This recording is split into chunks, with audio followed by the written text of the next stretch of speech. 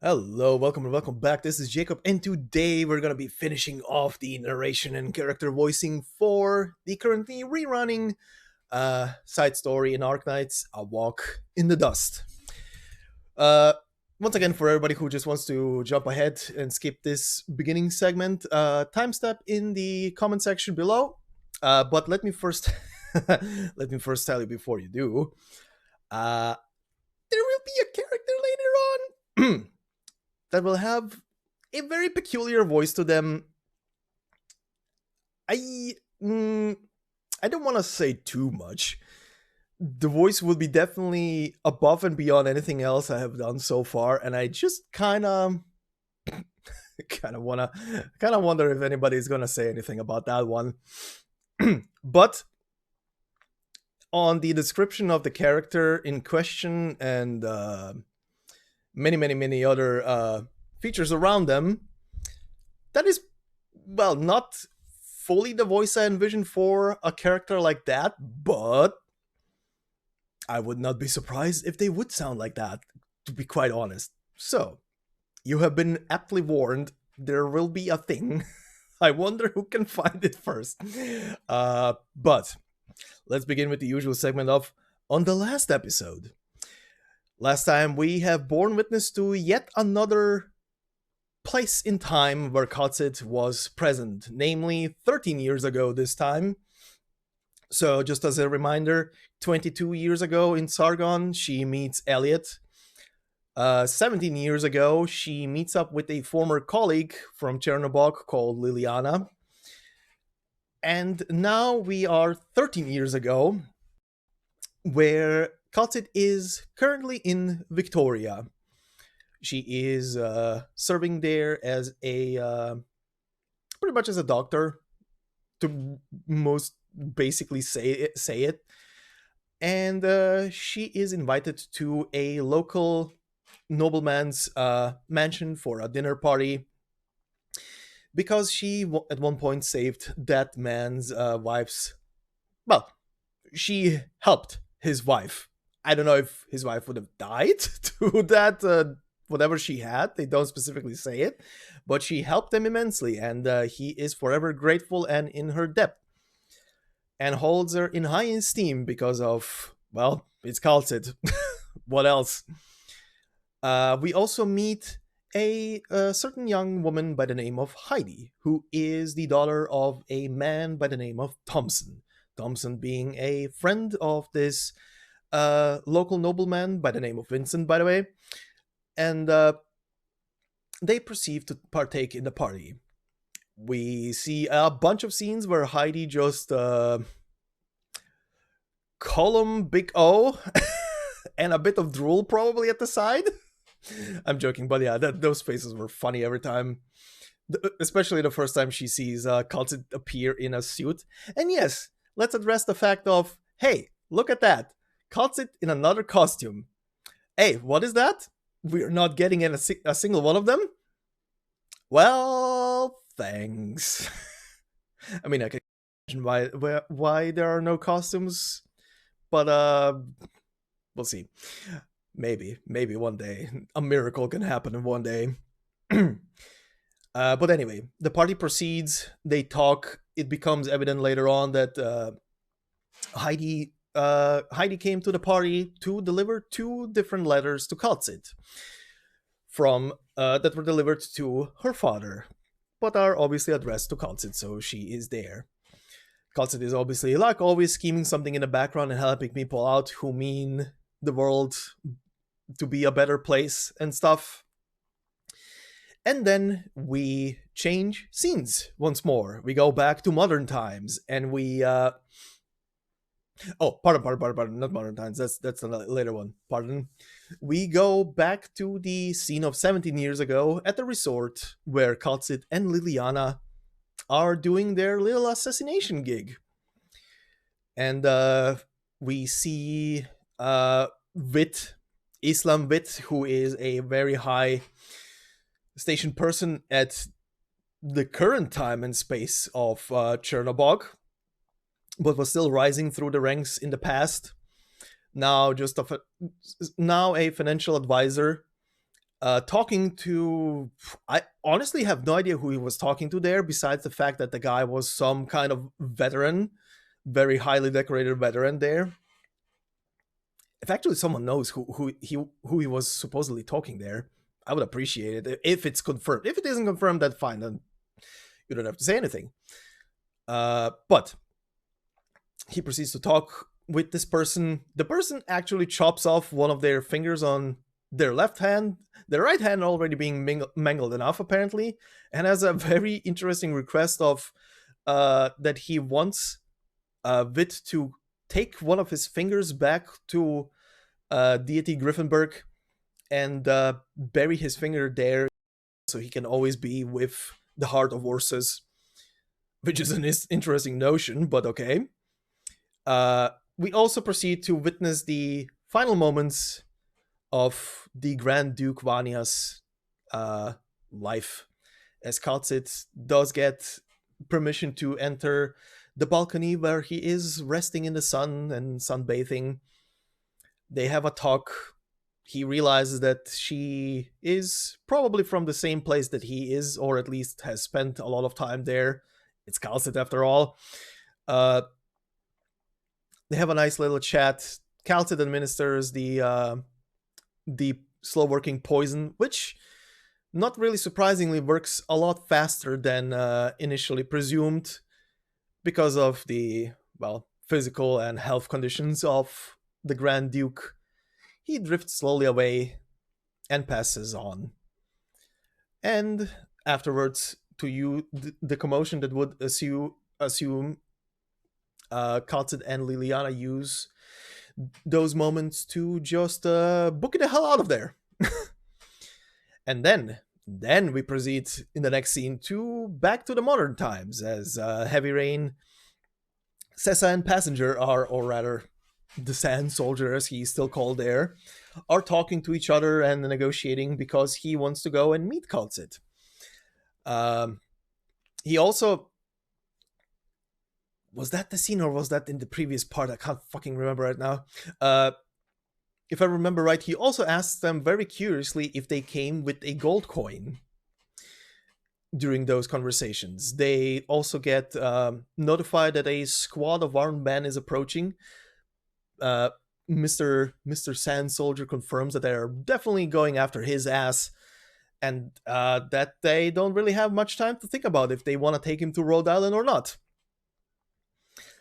And then later we jump once more back 22 years ago with young Elliot, before he took on the moniker of Sand Soldier and later Passenger, with Kal'tsit together as they traverse Sargon, get to a small city, and they run into a very interesting figure, a very old-looking guy by the name of Isin, and he at first glance at least appeared to be a local fortune teller, but turns out, as Kal'tsit is saying during all of his conversations, he is more or less like an old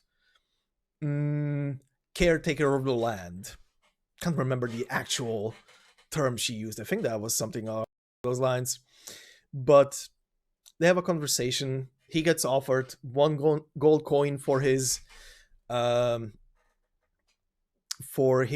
services to get them the hell out of Sargon as quickly as possible. He takes the gold coin, even though it sounds little, just one gold coin. It is more of a symbolic means because he is much sworn to aid anybody for a gold coin who is who is on their side to some extent, for lack of or worse for a better explanation. But yeah,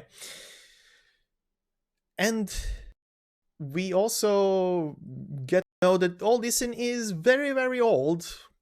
He has dreams of the past and visions, but he cannot clearly remember all of them. And yeah, that was pretty much it. And now we will continue. And as one of the timelines has ended, or rather, its conclusion has been reached, and that being the one 17 years ago in Ursus in the resort. We have still two more to conclude, or rather, three more. Three more. So, let's begin today with part 7, titled Homeland. It says here, the destitute and homeless are entrusted to the estate of the missing magnate. The mercenary assassin glares beneath the moonlight. At dawn, an old Isin looks up to the stars. The chilly morning wind blows, and he still misses his terrible home. So, let's begin with the before story.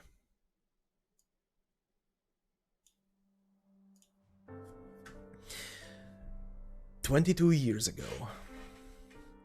8:05 p.m. Cloudy. Central Sargon, Ibut region, town of Reefsteep. Surroundings. An abandoned courtyard. Is this where you live? A few years ago, a merchant built a magnificent courtyard before you, but he disappeared without a trace during a business trip. To this day, no one knows whether he met his fate in a natural catastrophe or man-made tragedy. But whichever the case, this courtyard has become a place of refuge for those of us with nowhere to go. Old Isin brought 2 new faces with him. She doesn't seem all that poor, going by her looks. We need to be careful. Let's head back inside. We shouldn't pry into old Isin's secrets." What's this courtyard called?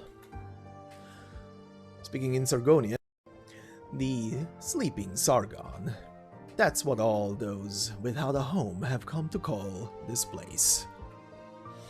Just like our fallen homeland, my lady, we sleep on the most extravagant corpse you can find in the whole world. Please, stay the night and wait until sunrise. Only then can we leave for the heart of Reefsteep. The land encircled by reefs. Precisely, right in the center of the Sea of Sands. The Padisha and Lord Amir chose to rebuild their city somewhere with far richer resources, leaving it a forgotten ruin, a land of lawlessness. Be that as it may, of those who once lived in the city as well as their descendants, leaving that place behind is easier said than done.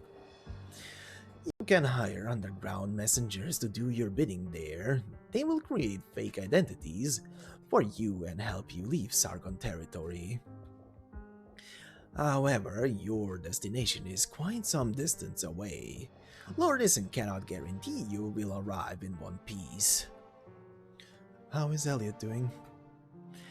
He is asleep, but is safe here. You care for him more than all Isin imagined you would. It is proof of your kindness. He's not going to be happy if he catches you say that. Oh, all Isin is... all Isin can see it. The anger lurking in him. I thought you have met plenty of people like him. Civil unrest and skirmishes happen often in Sargon, after all.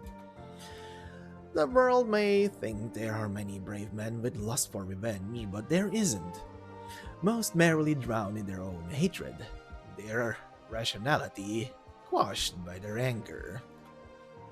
I can save him, this once, and only this once. Yes, all Isin understands.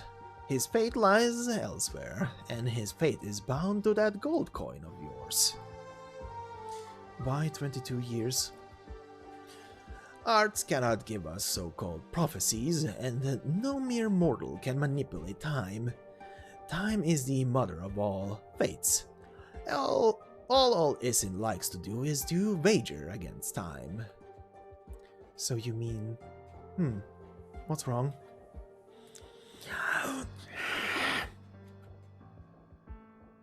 Ah, what a beautiful creature. All Isin can tell, the two of you depend on one another. All Isin can tell, it is your partner. The two of you have traveled a long, long journey together. Let's go, monster. Let's go see them. Oh, you communicate. Your hearts are connected. All Ising can feel that. You have complete trust in this creature, as though it is your one and only friend. Yet you traveled on your long, arduous journey with no more but this beautiful creature. Lady, is this glory of yours replete with nothing but loneliness? Loneliness doesn't affect my responsibilities in any way. It seems we've got company. I'll go and take care of them. Please stay here. Take care of Elliot. Of course, all Isin has ways to hide. After all Isin has been hiding for far too long.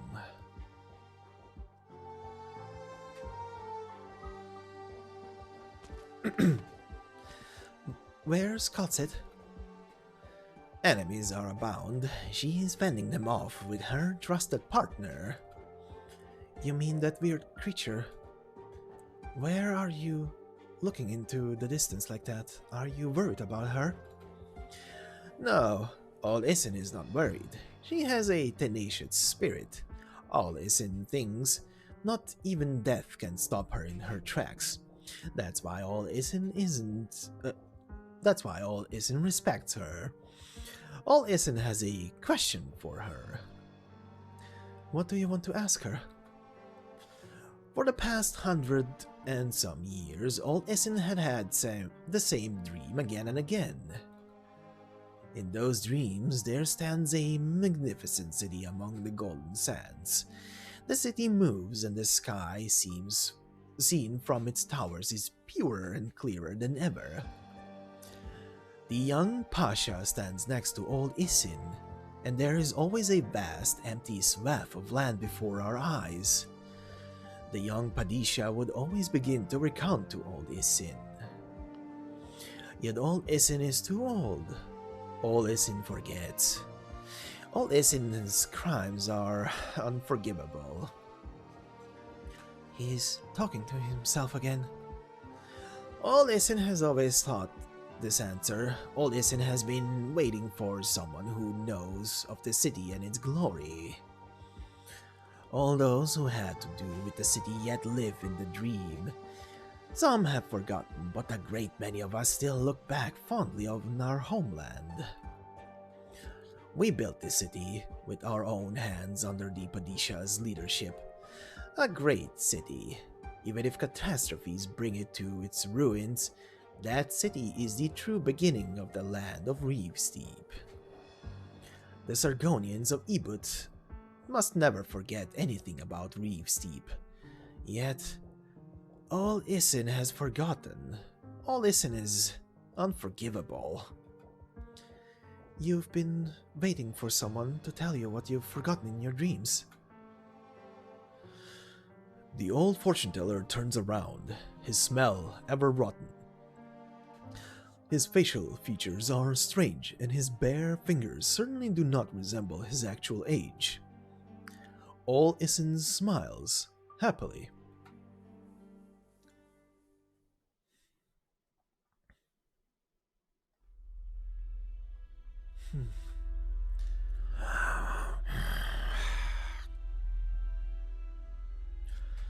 You're the leader of those squads, I remember you. How did you find us, Colombian? Sarkas, I'm not from Colombia. And she is now saying something in a Sarkas tribal dialect. What's going on? Why are you trying to control my mind? Fire! Stop her arts! She's still continuing in the Sarkas tribal dialect.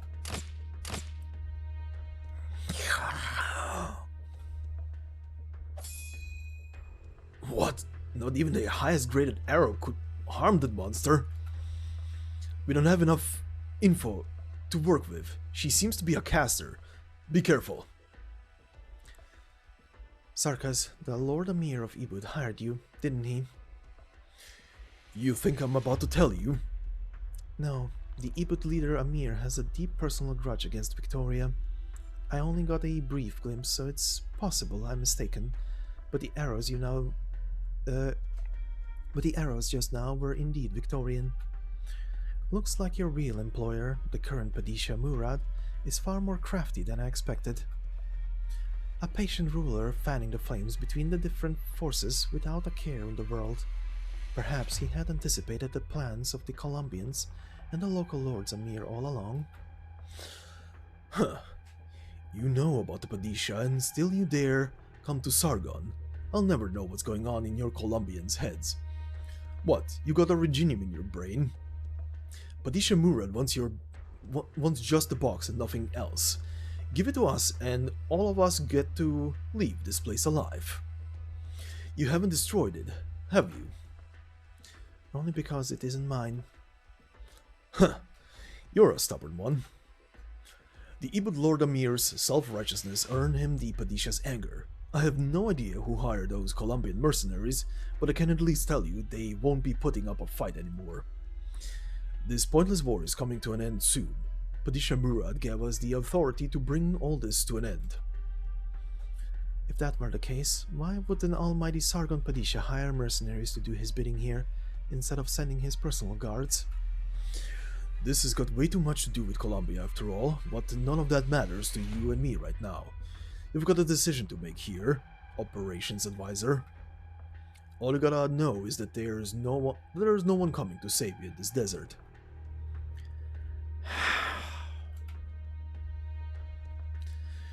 Watch out for that creature, no idea what it is actually, but it's gonna be tricky to take it down. And she speaks again in Sarka's tribal dialect. You... No, can't be. This isn't just normal arts. Devil speak.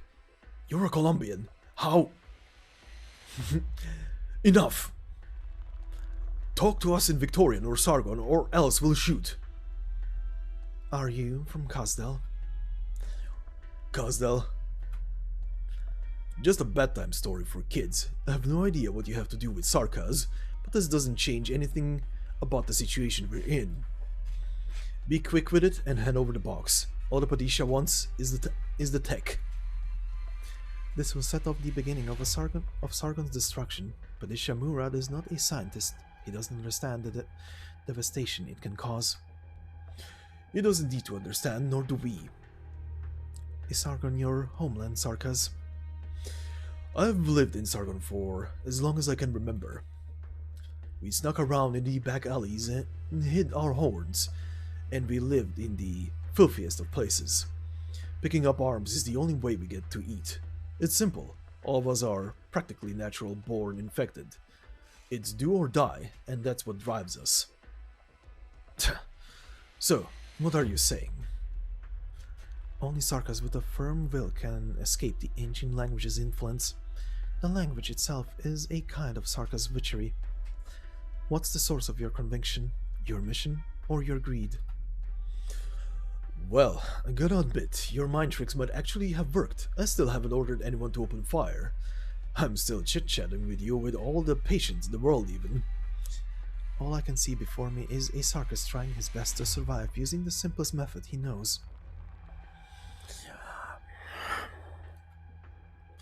Enough of this crap. I thought you were a Colombian mercenary leader. Stop pussyfooting around. Padisha Murad won't allow any Sarkaz to know his dirty secrets. You fought off all the other squads vying for this trophy. Don't you suppose the Lord Amir's men were not among them, masquerading as mercenaries? And between the exorbitant amounts of taxes and the lives of a few Sarkaz assassins, what do you think Padisha Murad's choice will be? Of course we're aware of that, but if we let you go now, does it mean we'll be raking in even more dough? Or our ripperfee will be cured right away? Don't get the wrong idea. We live at the Padisha's mercy. We don't have a choice. Perhaps I can give you a choice. And speaking again in Sarkaz tribal dialect. You want to turn us against him, and you want us to serve Kazdel, a place we haven't So much as seen. Don't make me laugh, Caster. The Sarkar's homeland. There's nothing there but a bunch of ruins. You bookworm types should know better than any of us just how much is left of Kazdal.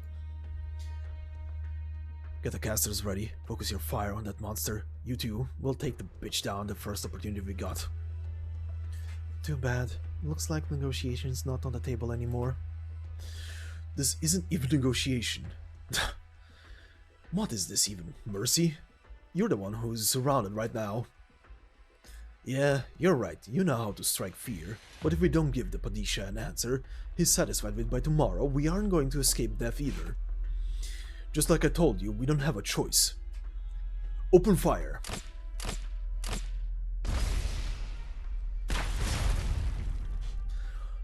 What's that beneath the smoke? Is that the monster? Not even a scratch. You Kazdal caster. What are you? You didn't have to be someone else's tool. I want to live. Besides, this is how it's always been. Asarka has no right to dream about the future. Draw your blades. Attack! And off into the battle stage we go, but we go for the after story.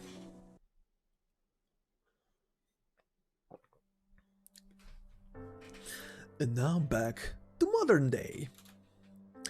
4:14 p.m. Clear. Central Sargon, Ebut region, war zone. I find myself looking back on those events often during my most difficult times. Whenever I grow tired of striking the iron, whenever I am unsatisfied with inferior materials that result in products less than satisfactory, the events I witnessed that day immediately come to mind. So, you took care of those mercenaries by yourself? No, he planted those weapons beforehand, and they self-destructed. I'm surprised you could bring yourself to actually do it. Did you make all those things yourself? What kind of craftsman has a lingering affection for their creations? The reason we pour our emotions into our work is to create an even more refined product, not to be tied down by our feelings. So you had it all figured out beforehand, huh? I eliminated all the factors unbeneficial to us. What is wrong about that? This burnt smell stinks. Don't tell me Rhode Island claims to be pacifist. Though I can certainly tell you two are not. So, what did you see that day again? Has either of you personally seen her in combat? It is as though she had a bird's eye view from up in the sky. Everything was under her control.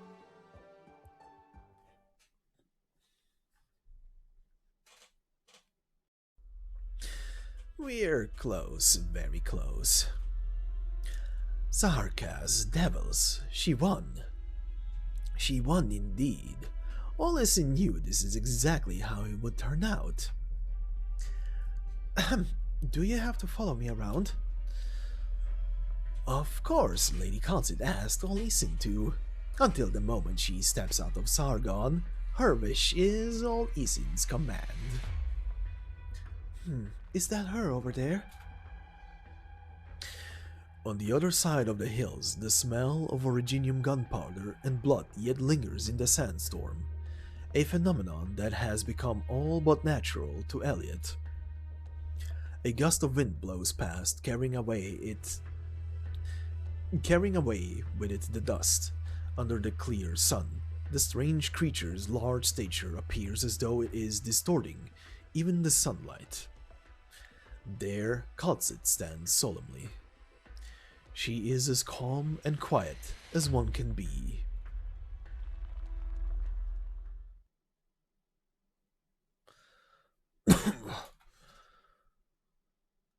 You could have become a warrior, nameless mercenary. Asarka's warrior. My death is for a greater purpose, Caster. Not going to finish me. Let's see.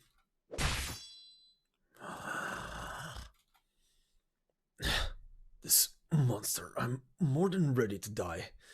Are a few extra scratches that much to ask for?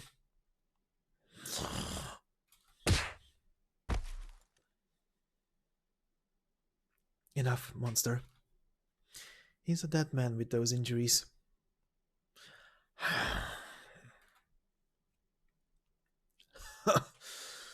Looks like we saved the Padisha some trouble. Sarkas, what's your name? Which one? Tell me, Caster. The castle you were talking about. How does it look now? Terrible still. But the Sarkas are rebuilding their homes. Home? How could us devils, us infected, possibly have one? I've never left Sargon.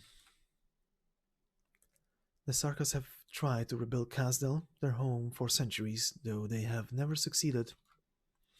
Everyone has a different idea as to what the term Homeland means, but as it stands right now, Kasdel is perhaps as close as you can get to the term's original meaning. The Tikas deserve a home. That does have a nice ring to it. Poor devil, poor devil. He is gone, no longer with us. You two shouldn't have come. You made quite a ruckus here. All Isin thinks this place could use some cleaning to avoid catching anyone's attention. You took all of them down by yourself. Okay, you too took down a whole mercenary squad. How many of them were there? It was no easy task. I would have been in quite a tight spot if they weren't as afraid of monster as they were. Let's pick up the pace. We've already found ourselves in 7 skirmishes since we left Redhorn. And now we have an entire Sarkas mercenary squad. We'll likely face the Lord Amir's guards or the Padisha's elite troops. No matter the caster, the more we run. No matter the case, the more we run, the more fiercer our enemy becomes. All Isin gets the impression that you didn't want to kill them. You're not wrong. You seem to have special feelings for Sarkas. Oh, pardon all Isin. All Isin should not have asked. The sun is setting soon, Lady Kal'tsit. We must bury these bodies right away. It looks like their sand buggy will save us quite a bit. We need to be quick.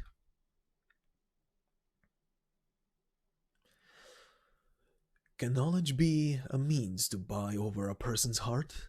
Elliot has never so much as thought about that. He used to be naive, but he was also gifted precisely because of this. Of course, he cannot understand why old Isin would follow everything Kal'tsit says after that exchange of theirs. It is as though he lives in the distant past.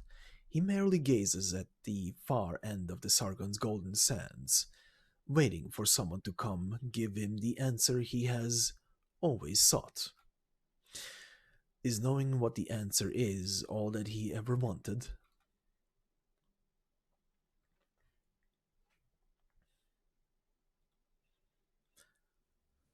This is the entrance to the old market. This is Reevesteep Town. Yet another Sargon town. All Isin knows where the entrance is. The old market is no secret. Anyone has the right to look for that which they want here. Come with all Isin.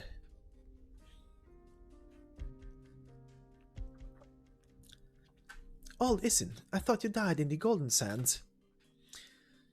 All Isin is fortunate to survive. Are those two behind you Colombians? Colombians on the run? That box they have gotta be worth some money then. Oh, relax. Why so tense? I'll give you 400 gold coins for that box. Sorry, but it's not for sale. Ah, that's too bad. No worries, I'm sure we'll have more chances to do business with each other. Isn't that right, old Isin?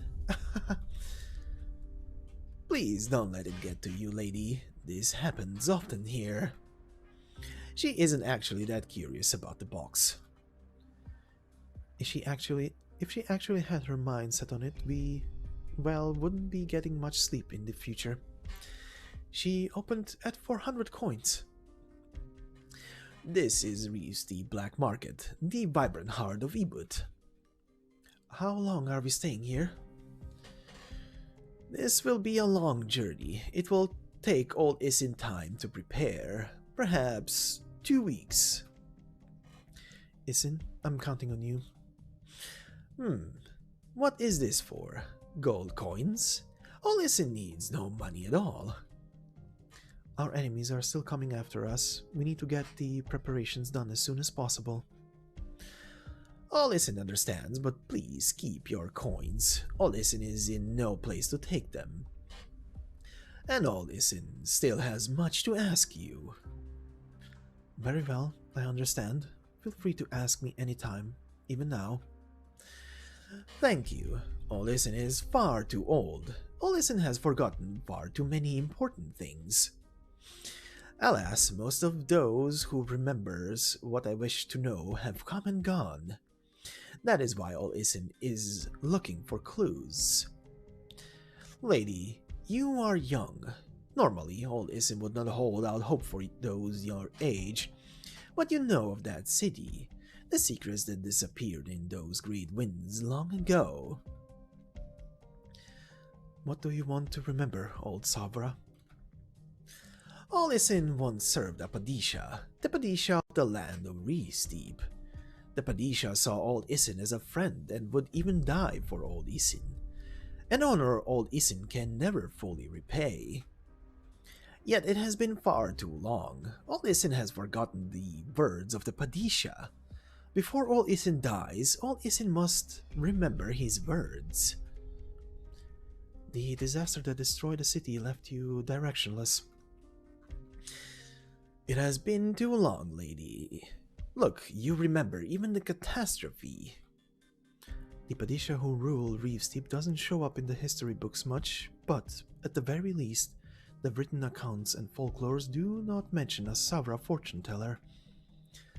It will probably take some time if you want to figure out who you are. Oh, that's fine. Even if you must leave this place behind, there is still a long wait ahead. All Isin will patiently await your return. All Isin dares not to die. All Isin only asks you to remember this. I promise you. Please come with All Isin.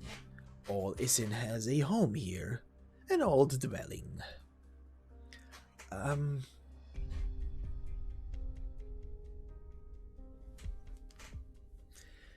this just a normal... Wait, what's this? Pure gold. You buried a whole mountain of pure gold here. These are All Isin's riches, but All Isin had no way to spend them. Now All Isin is glad to finally give them purpose. That's no small sum you have. Has no one gone after your riches before? All Isin was the Padisha's favorite All Isin was the Padisha's favorite courtier. Even if All Isin has not a bean to his name, All Isin will always be protected. All Isin will get started with the preparations now. What do you want to know? Far too much, my lady. But you possess all the answers.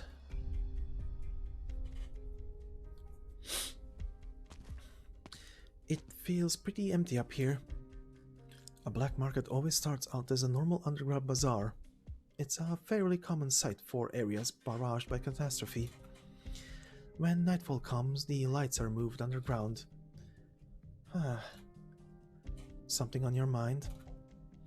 I've been on the run with you for a while now, but you're still keeping me in the dark for a lot of things, like that old Sabra with amnesia. Long ago, there used to be a city here, the only nomadic city in Ebut's vast territory. The building of a city is a miracle in itself, but before the Reefsteep Padisha, no one had managed to unite all of Ebut, and the symbol of that unity, That city among the golden sands. That was what inspired everyone to unite under his rule. That era was not that long ago, and I believe there are still a fair amount of people out there wallowing in their homeland's former glory. Unfortunately, it was not meant to last. The city met its fate during a catastrophe. Supposedly, after the Padishah had evacuated all his citizens and workers, he simply lamented and lashed out at the gathering storm. Lashed out at a catastrophe? That's how it has been recorded in history, at least, but it most likely actually happened. The catastrophe laid waste to the Padishah's grand achievement in a brief moment. In just one night, all its citizens became refugees. They very well could have built a new home together, but with the destruction of the city, everything was left behind in that sandstorm, forgotten. All Isin was among them. The Lord Zamir and the new Padishah didn't want to spend a huge sum of money to rebuild the city. Thanks to that, their descendants likely had no idea where to begin to rebuild their homeland. This filled them with grief, and this is also why they give all those who still respect the land of Reeve Steep the same amount of respect. So, is that why they're helping us? Because it's like helping out their countrymen? From the looks of it, we'll get to leave Sargon soon, right? If everything goes well, we should be leaving Sargon territory within the month. Are we going to Ursus? That's right. Why? I don't get it. Did you really abandon everything you had in Columbia and came to Sargon just to keep our research from becoming the powder cat that sparks a war? None of you could have possibly foreseen that the chain of events would eventually lead to. And you can? If you really want me to give you an answer, I'll say yes. It would be much easier for you if you killed me and destroyed the box now, but here you are letting me hold on to it. Do you want me to do that? No. At first, I was really bothered that I was the only survivor, but I don't feel that way anymore. Kal'tsit, if I give you this box now, will you do something for me? For us? You know the Ibut Lord Amir was dragged into this mess. From Sargon to Columbia, the accomplices of this conspiracy are everywhere. But I still want them to pay the price. See this box? It's my one and only trump card. But once it's destroyed, you'll have nothing. Nothing? Actually, Kal'tsit, ever since the beginning, I've always felt I didn't need this box. I remember all the details, and I can replace our past results. You... Of course, it'll take a long time, and there's probably going to be lots of difficult issues, but I think I can do it. If, just like you said, there's some kind of way to turn this originium energy source into a weapon... This is the first time you are looking me in the eyes, Kal'tsit. The first time you aren't treating me as a kid or someone to be protected, but as a scientist, a Colombian. Perhaps I've been underestimating you because of your age, Elliot. Relax, I won't let those bad guys use the professor's research as they please. I won't. But I will use it to finish one last thing. You don't understand how powerful Professor Thorne's research came to be. I heard him say before that the basis of the technology came from a set of ancient ruins that archaeologists found in Sarkas, and it could provide nomadic cities an entirely new and convenient energy source. I'll say it again. If misused, this could easily bury half of Sargon under its golden sands. Well, you were the head of the mercenaries to begin with. You probably have a few other tricks up your sleeve just to be safe, don't you, advisor? Such as taking me out right now, the way you people like to take care of things.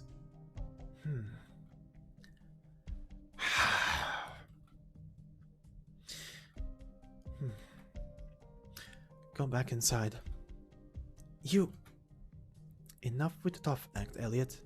With the way you are now, you can't make a sensible decision. You should really think about what it is that you want to do carefully.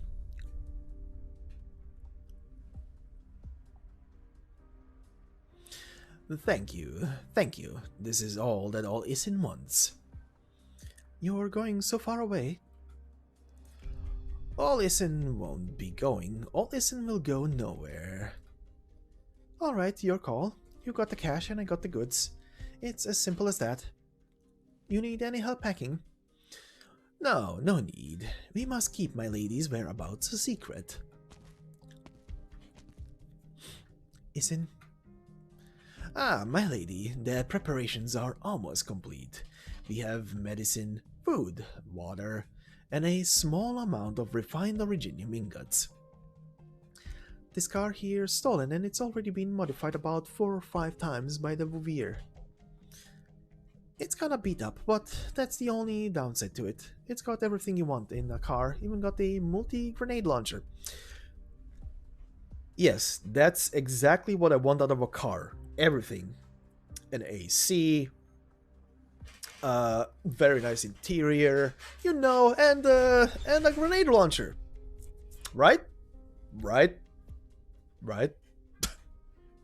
Anyway. I heard you guys are going north. Where to? Sami, perhaps? Wow, will you guys actually make it that far? As for your compensation... All pure gold. I ain't giving change, you know? That's a pain in the butt. Just like how we were treated in the old days, All Isin is never stingy when it comes to compensation. Huh. Well, thanks.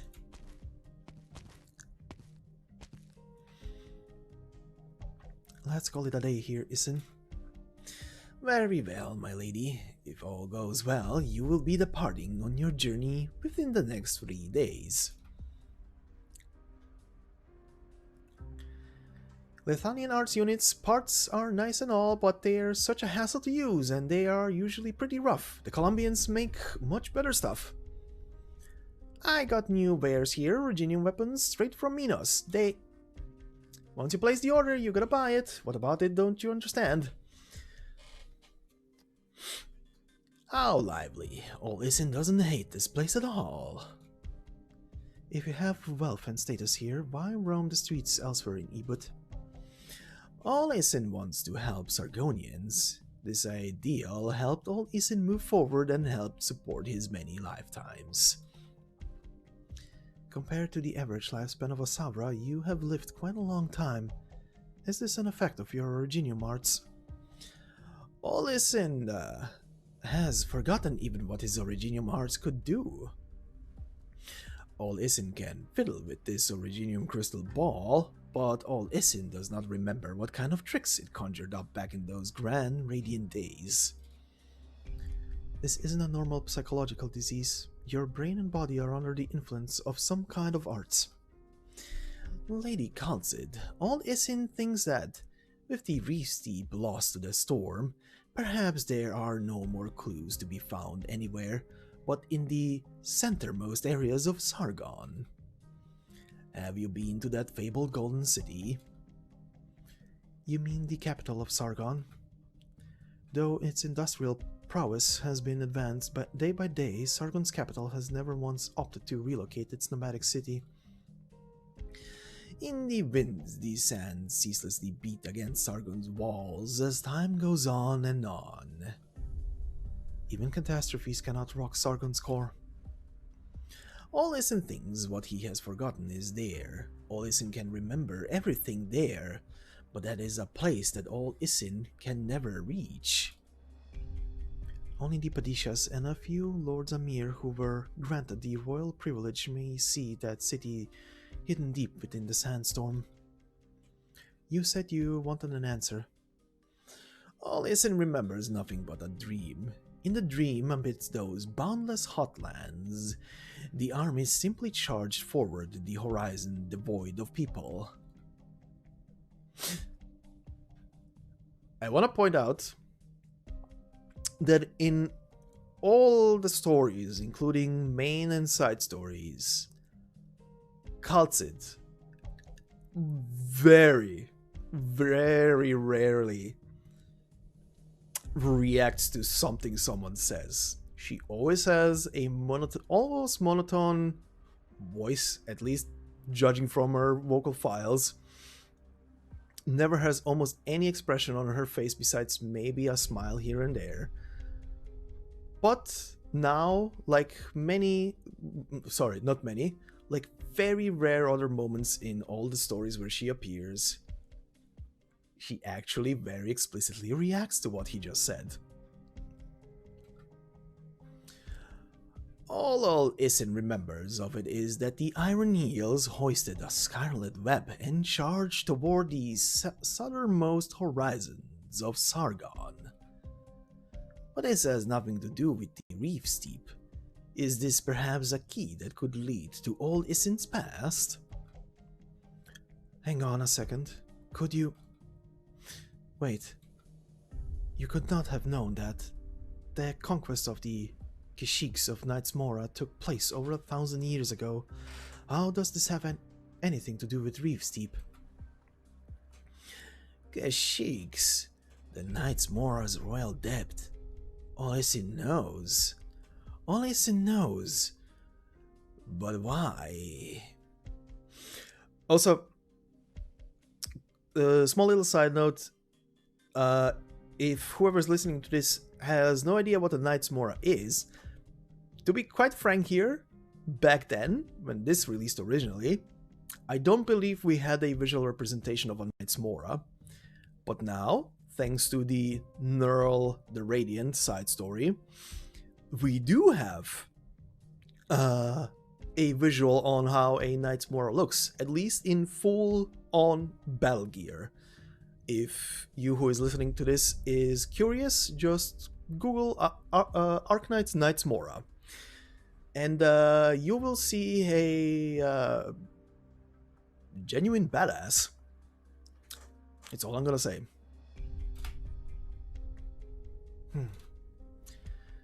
Did you serve a Knights Mora offspring? The king of Sargon created a Koranta of Knights Mora blood Padisha. All Isin seems to... Padisha, Reef Steep Padisha. All Isin's master a Koranta? A descendant of Knights Mora? The two of you made for the Watchman's Walls together, and he must have recounted to you the exploits of his bloodline, something that he must have taken pride in. Was, yes, but no mere city was. It was to the south, yes, the south, atop the hotlands, that not even Sargonians would set foot on. There stood the entrance to lands yet undiscovered by man. Knights Mora. A Knights Moran was created Padisha, and the Ebut region was once the center of his political exploits. He didn't choose to merely wallow in the luxuries promised to him by the Lords Amir. Instead, his thirst for conquest drove him to conquer these deserts, yes. The Padisha wanted to conquer these golden sands. He led the people and built an entirely new city, a nomadic city. According to the history books, he almost succeeded. As for you, even though he treated you with nothing but benevolence, even though he passed away long ago, you remain lost in his life. All Isin remembers now. All Isin is not a gatekeeper, and certainly not the Padisha's close friend. All Isin was just a jester before them. No, All Isin remembers now. No. Was it those summer nights? Please, calm down a little. Right. Age has left all Isin's memories in a muddle. You are right. Once upon a time, the Padisha would hold a banquet at his palace every starry night and address all those in attendance. No. All Isin was undeserving to bask in his glory and radiance. You've been under his Originium Art's influence, and the long nightmare has twisted your thinking, though this is not something he had done to you deliberately. His subjects went voluntarily. There was none who could resist those extraordinary fantasies. Curiosity, longing, and thirst for knowledge. All of it worked to keep us enthralled by the Padisha's charm. You were lost in your own dreams. No, it shouldn't be. Olison shouldn't. Please allow Olison a brief moment of peace. Please leave Olison alone.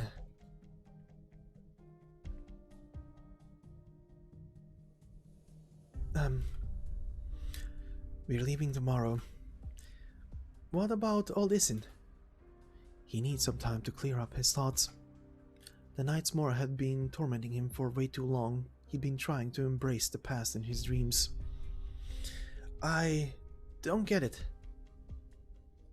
We have no use for the box anymore. It was our final trump card, but now that we are leaving Sargon behind us, it makes no difference to us anymore.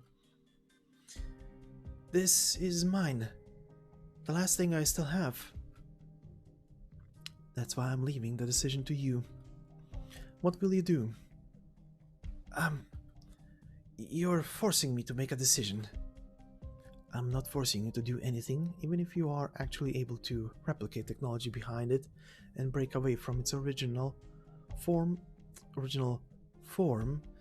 with where the Originium industries are currently. That will do you no good at all. The young researcher sets the box down after hesitating briefly. He has almost completely forgotten what was inside the box, despite the fact he has kept it on his person for the entire journey. The blue Originium crystals are discharging tiny, stable sparks. It's beautiful. Is this really as dangerous as you've been making it out to be?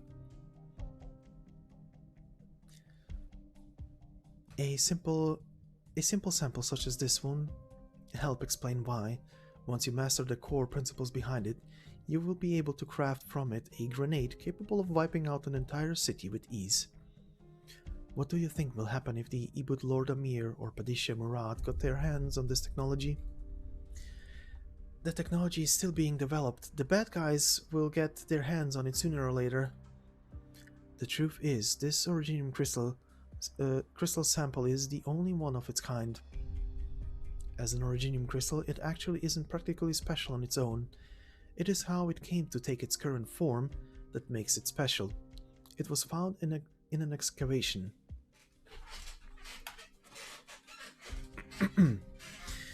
You can always count on the archaeologists to discover new secrets. The Colombians only ever found 3 Originium samples like this one. Without exception, they all came from the surroundings of a certain Sarka's ruin. What's going to happen if you destroy them? The sample's explosive range is hardly comparable to the electrical devices we use in experiments. However, because of its nature, it will nonetheless put us in danger. The danger of being infected with voropathy. Well, alright. You said it's one of a kind? Well then, I know how to take care of it now. Wait. You can't. Monster, protect him. The boy smashed the beautiful crystal to pieces. In an instant, the bright light of the electric sparks has engulfed everything in the immediate area.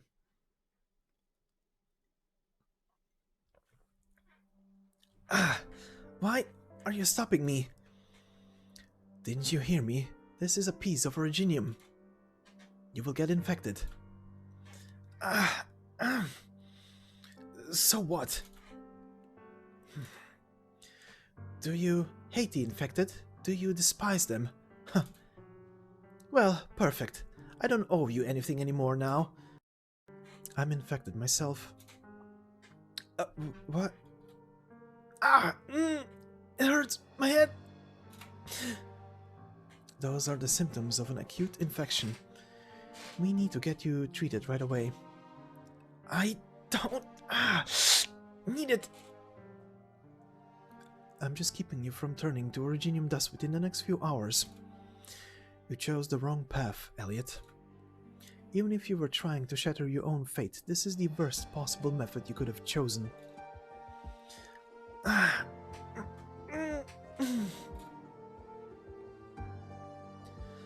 Elliot Glover, you are now infected.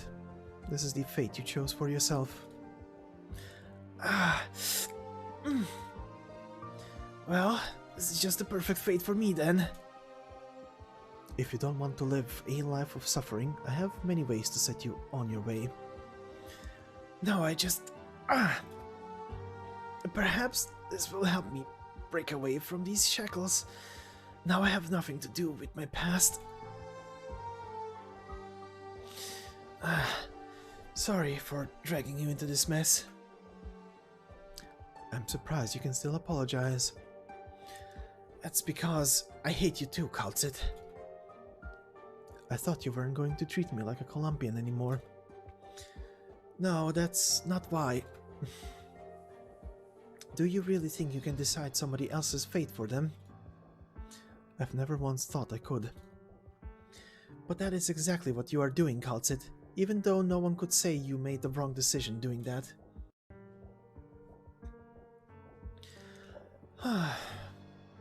But it's all coming to an end now, isn't it?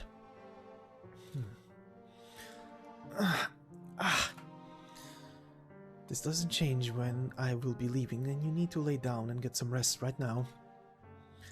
So is this what a ripathy is? It differs from person to person. So does that mean I don't need to use those arts units to conduct arts device experiments now? You haven't received an in-depth Originium arts education, and it will just kill you even sooner. So you are saying I can do it? Yeah, that's not so bad.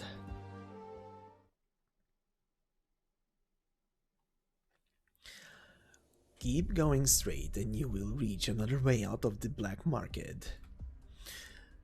All Isin knows of this exit. No one has even been here. An altar. A grave. My lady, there will be no obstacles in your way.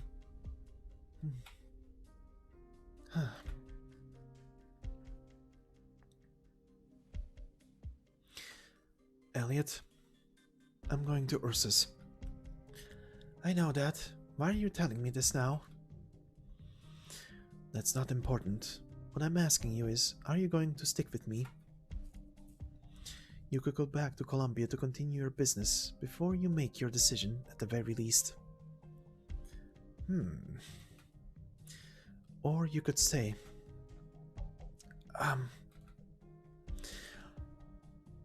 Old Isin is right. No one controls fate itself. He will help you. If that is my lady's wish, Old Isin will offer you his assistance, dear child. You're saying all this now? I can't decide your future for you. Even if you try to prove to me you're cutting off ties with your past, no matter how extreme your methods, you know from the beginning this is how you've always felt deep inside your heart. I'm stopping war. I'm stopping the Sargonian civil unrest set off by the legacy of Sarka's witchcraft, and I'm preventing a large-scale Originium infection.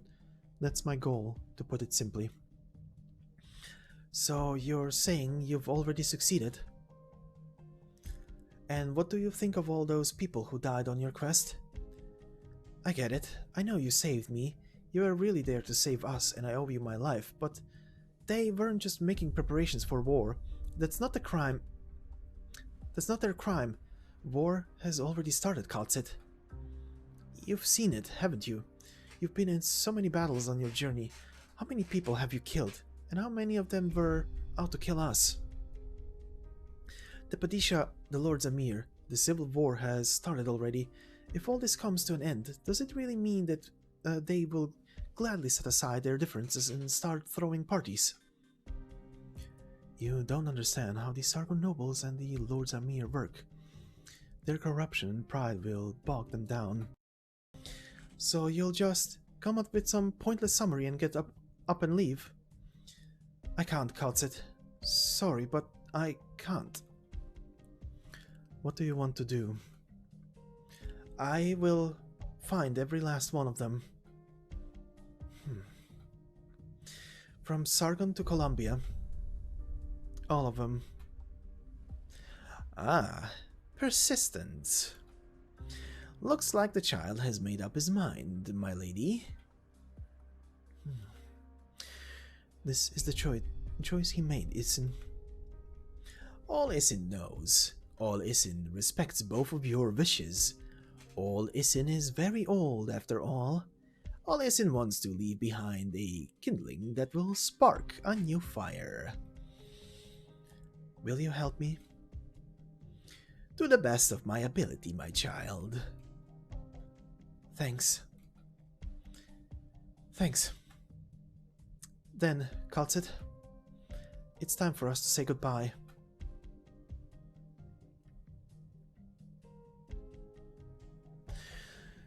Newly awakened from his nightmares, the old man reminisces the glory of the old days as tears well up in his eyes. The young researcher contemplates to himself. The anger welling up in him manages to suppress even the pain of his infection. As for Kal'tsit, she merely stays quiet, saying not a word. The nomad then takes her leave by herself.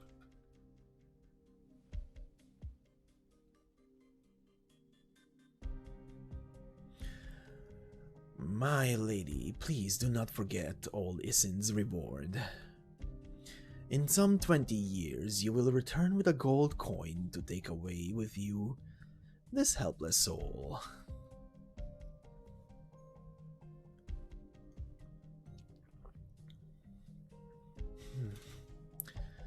Monster, it's time to go.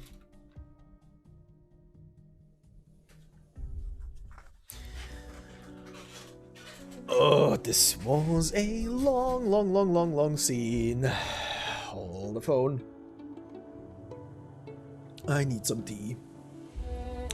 But, time for Stage 8.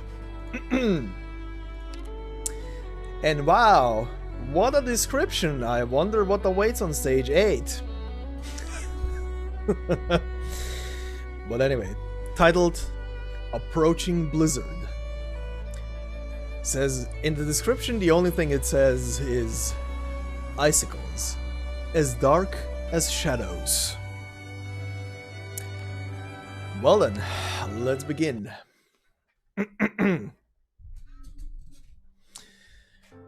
And we are back to Victoria and 13 years ago. 8:09 p.m. Heavy snow. Victoria Border Autonomous Region, County of Torn, Vincent Manor. It is a great city. All Victorians should find time to pay it a visit and gaze upon its magnificence. So, are you saying our respectable dukes have not yet arrived at a conclusion? Yes, that is correct. They haven't yet. For the time being, Londinium is still a city without a master. So, I take it you had the fortune and privilege to tour Londinium with the Duke of Normandy? Alas, the Duke is forbidden from entering Londinium by law. Of course, he is a fine gentleman, so he would never be so presumptuous as to invite himself in, so we instead enjoyed dinner on a ship together in the Londinium countryside. What kind of a hero is the Duke? Well, he is the most gracious and erudite of nobles. His views in economics and politics are unique and unparalleled. Not only that, but my understanding is that he is well trained in music, and he possesses an impressive art collection, testament to his respects for the arts. It is because of heroes like him that Victoria remains prosperous as ever. Despite not having a ruler for the past dozen or so years, Victoria has managed to maintain its stability. But the truth is that the dukes were getting in each other's way behind the scenes, and that's not all. If so many Victorian nobles actually fell victim to food poisoning and hunting accidents, then the country's noble rule would have crumbled to dust long ago. And 3 years ago, your father nearly experienced that firsthand. Yes, his leg is actually injured. There is a noble who is an academic enemy of my father. They were at a cocktail party together and he made his move after the party. That must have been well disguised, if it was thought to be an accident. My father had a few leads, but he didn't want this affair to get in the way of relying intelligence. How many of Thompson's men are there in this manor right now? A lot of them, such as the ones you were talking to earlier. They also paid my father's villa a visit before tonight's party. Richard was quite critical of your father just now. I suppose he spoke much of it from his heart. He has had quite the rivalry with my father for the past several years. Yet they still assemble around Thompson. Your father is a good leader. Not without your guidance, Lady Kal'tsit. Who could have thought back then that the Laterano cleric who came to visit Victoria would become our most trusted mentor? Our goals are one and the same. Kal'tsit, they will get out of this unscathed. We will get out of this unscathed, will we? Heidi, you need to look around with your own eyes. If you truly wish to step into this world, then you cannot allow civilization's facades blind you anymore. You need to be this world. You need to see this world yourself. Confronting words are meaningless. You will grow up one day. Now, unpleasant as it may be, I must say I heard a rumor from the lesser nobles and ruffians. My, did they upset you? Right, as you can see, it was the Duke's graciousness that forged the peace and prosperity enjoyed by our country today. However, and this is something that even the traitors in Colombia are aware of, we also cannot deny that it has been a long time since Victoria has seen a rightful ruler ascend its throne. And what of it? Does that not go to show we are becoming more powerful through our own means? You are correct, Richard, but there was also this opinion. It was naive. It was naive and absurd. There was this crowd of men there, each with their own goals. They asked if Victoria truly needed a new ruler. They all said Uncle Vincent's too much of a coward.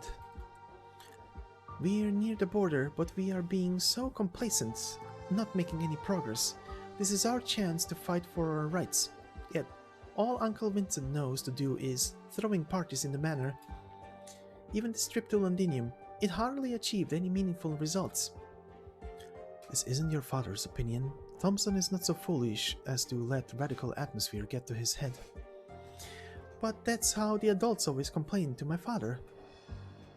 No foolish noble would ever receive an audience with a real duke. Do you think that the Duke of Normandy really didn't intimidate Vincent with any harsh demands? Toron is near the border, and there are a few people here. In other words, this place is not under the influence of any major forces. Uncle Vincent... This nobleman may seem uninterested in anything except celebrating his fall's peace with music and shows, but he is actually doing his best to uphold Toron's peace.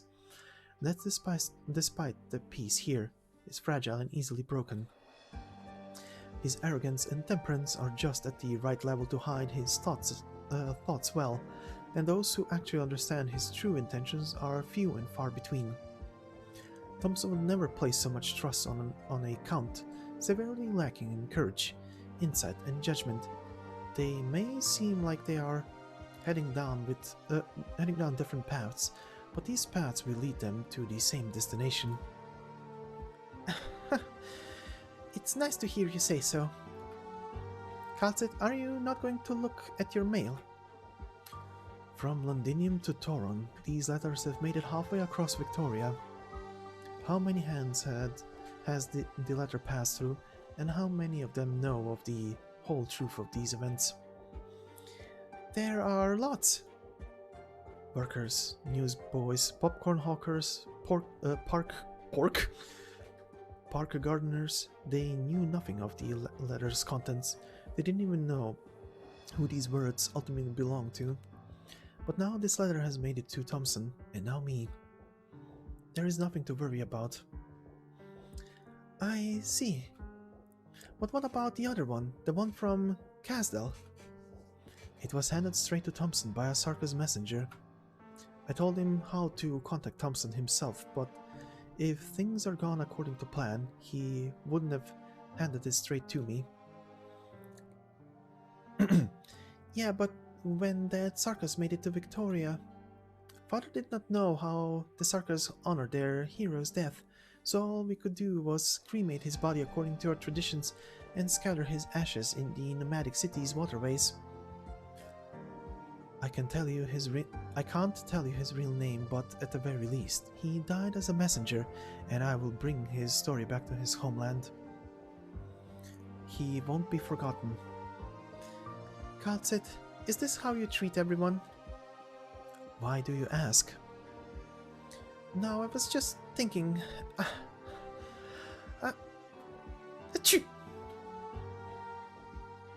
Oh, pardon me, how unbecoming of me. The snow is getting heavier. Let's head back inside.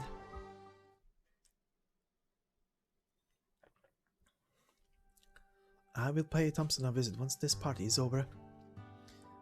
I am sure Father will be happy. Should I perhaps hold your arm? That way no one will be suspicious of us. If you think that is necessary. Okay. You're so much taller than me. You haven't grown at all. Pardon. You haven't grown at all, Heidi. Take a look outside. Take a look outside, Kal'tsit. The snow is so heavy. I haven't seen this much snow in a very long time. You are right. A snowstorm is coming. Heidi ponders to herself just how many clouds are needed to shed so many snowflakes. The white snow is scattering in all directions, gyrating into the sky as the wind blows past. Where the pale yellow lights cannot illuminate has been shrouded in a thick mist that covers the entire city. The night sky tonight is without stars and moonlight. The black tidal wave is beginning to crash upon the beaches.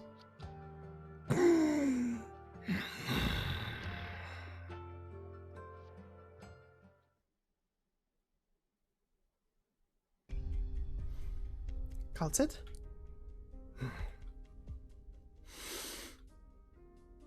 Black snow. Huh? Not seeing any. Heidi, tell everyone to keep the party venue under control.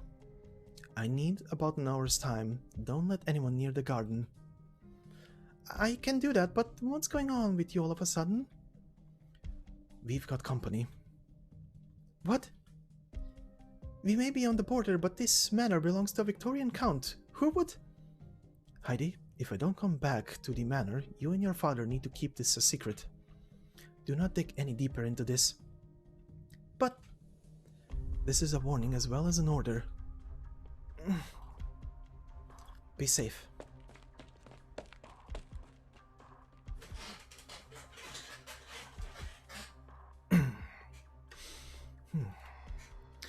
To the north of Sami and Ursus, and to the south of Sargon, those lands yet untrodden by man. Whether the demons and monsters that dwell there are normal creatures is yet unknown, but they are far older than any country we know. Humans have fought them for a long time. Indeed, this is a proposition worthy of further notice. Until now, humans can now be the masters of their own countries. The ancient Sargon king and the powerful Kishiks hit it off right away, and the Knights Mor's Khagans strove to conquer all lands unexplored by civilization. The results were impressive. No non-human threat ever set foot in Sargon territory again.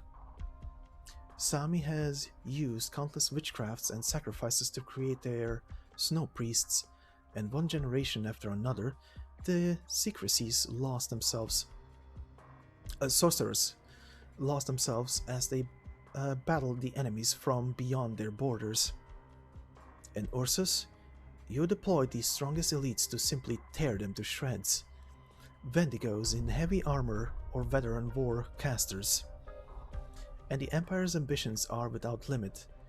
Your kind did not merely tear them to shreds. You used the shreds of power left behind by those non-humans.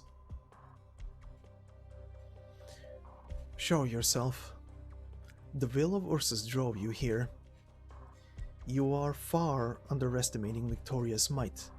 The aura of demons lingers in your footsteps. Have you ever given any thought to where your responsibility lies? Your mind can't already be taken by the demons, Royal Guard. As the figure steps out into the light, the unilluminated darkness surrounding it begins to quiver. I can smell the fear in you, traitor. It took you a while to find me. If it wasn't for the uprising and its aftermath, I would have come to you, lay down your punishment long ago. The imbeciles allowed you to escape. This has been an embarrassment, and they have been already executed for their incompetence. Perhaps I should remind you again, the snowstorm here can bury entire cities, but they cannot erase the footsteps of a royal guard.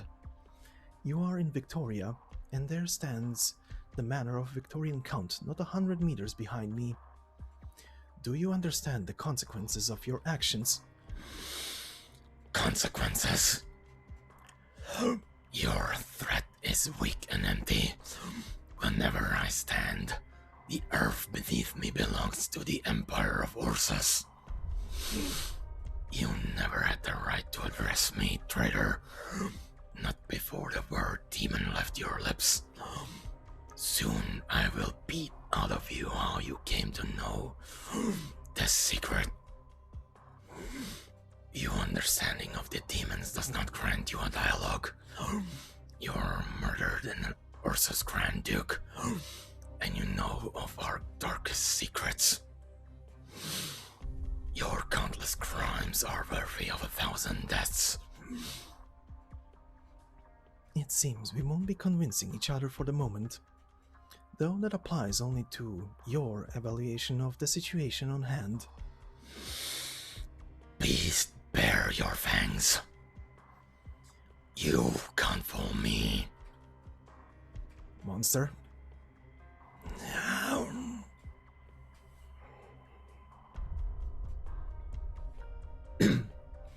Monster, do not underestimate him. He is no normal human. You hid a device in the garden. No. A creature. You know of the demons, and you have a monster serving you. One that Ursus's vast knowledge is yet unaware of. Perhaps your crimes have far exceeded my expectations. Or perhaps I managed to make an impression on a royal guard.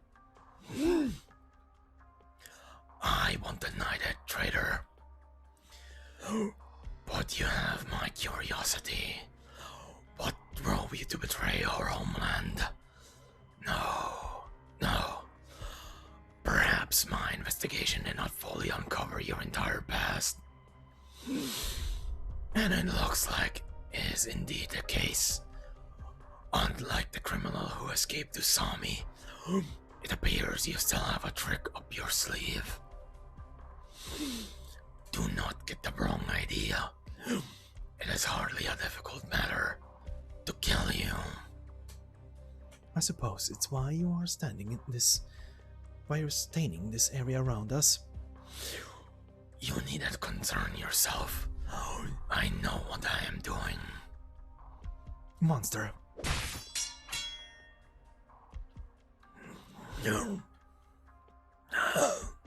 I did not expect it to be this hard. If your own flesh is also as hardened, then indeed I must make you a formidable foe. Monster, come back. Do not chase after him. Avoid the black mist. That's not mist at all. This is far beyond the normal realm of Originium arts. It looks like it has already been too long since I last dealt with the Emperor's blade. You and your men have made remarkable progress. You know this much about our secrets. Even the most senior Ursa scientists would never be allowed to meddle in the Royal Guard's ancient ritual. Ancient rituals, yes. Only the ceremonies of your crazed, self-proclaimed spiritual leaders could adorn your kind with your demons. You're a survivor of the Valley of the Setting Sun. The Empire's will always focus and unswerving, yet your goal seems to stray from your motherlands. At the very least, you are not that young. You should know. You should not be fighting me, Royal Guard, but you and I know that the job I finished was one that you and your men should have done yourself, but never did. Do not be mistaken about where that right lies, traitor.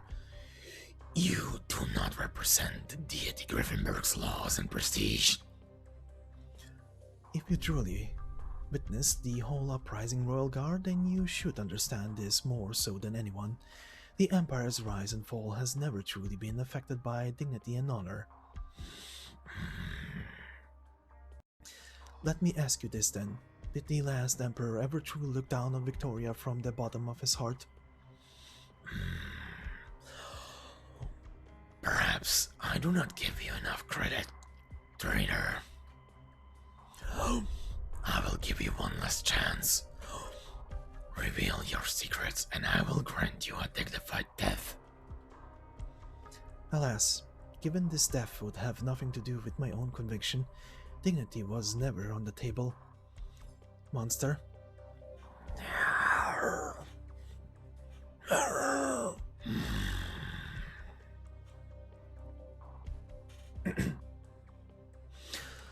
As the fear in the air heightens, the Royal Guard draws his blade.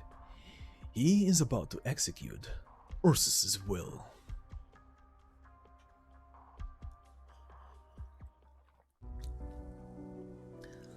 Right, and before we go into the after story, as per usual with these, I will add the description of this big bitch boy. Emperor's Blade, Pursuer. He once ravaged the demons of the Northern Tundra, segregating the outsiders beyond the reach of civilization. His blade shies not from royals nor nobles, safeguarding glory from the dusts of rebellion. Every royal guard is a dominion. The land beneath their feet is all the territory of Ursus. Alright, and let's head into the aftermath of this battle.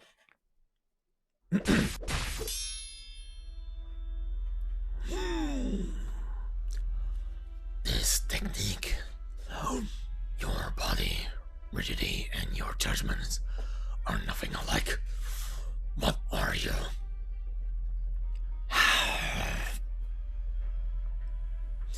Wait, monster.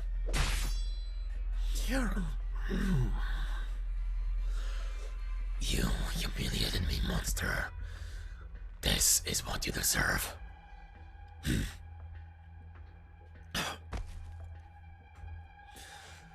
Monster, readjust. He's on his last legs. Those are no minor injuries, Royal Guard. Likewise, traitor. You gave yourself an injection. You most certainly felt more than a poke in the arm. How peculiar. By appearance, you are no different from a veteran warrior. You possess all the traits necessary for you to be the perfect soldier. Yet you rely on beasts, a monster for your power. The marks of battle can be covered, but the lands you've taken can never bear fruit again. You should not have been so obstinate in your actions. You fear. Certainly, if you truly know our secrets, then you should feel nothing but fear right now. Each royal guard is himself a nation. The language of this saying is certainly colorful, but also speaks the truth rather plainly.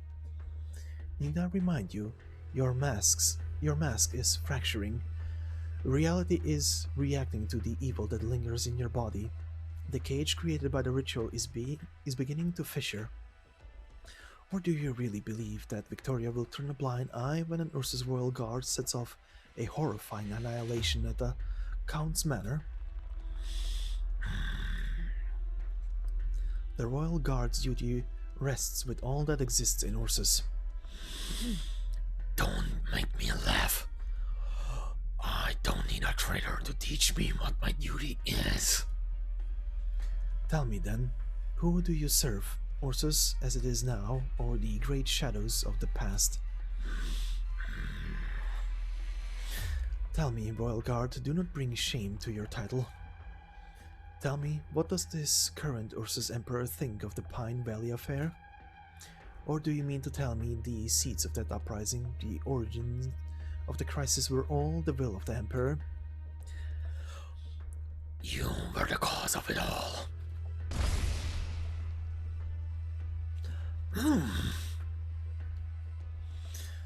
Feel free to keep deceiving yourself, but the truth is the young Emperor is unaware of the events that transpired there. You believe he has no need to know. All of you seek a bygone era. I won't judge whether this is correct, but when a Grand Duke is allowed to die in a political conflict, his death will always lead to an all-new rebellion. This is not for you to judge. I can foresee the many consequences of his death. Some wished for him to die out of anger and their desire for so-called justice. They wanted his death in order to erase evidence and cut off ties. Others wished for him to live. They wanted him to continue to fulfill the duty he cannot remove himself from. Perhaps there were also those who wanted to keep a witness alive to serve as a stepping stone to revolt against all those involved with the Third Army. It didn't matter whether he lived or not. The key was how the contradiction that followed was handled. You don't mean... It was up to an unremarkable Ursus assassin to kill the Grand Duke, someone she could never imagine to reach out of personal grudge. Only then were those crimes finally erased, digested like grass seeds eaten by burden beasts. From the sound of it, you have great foresight. You mean to tell me you solved such a difficult problem as a mere citizen? It was the best choice to make in order to keep Ursus's internal friction from developing any further. Enough with the presumptuousness.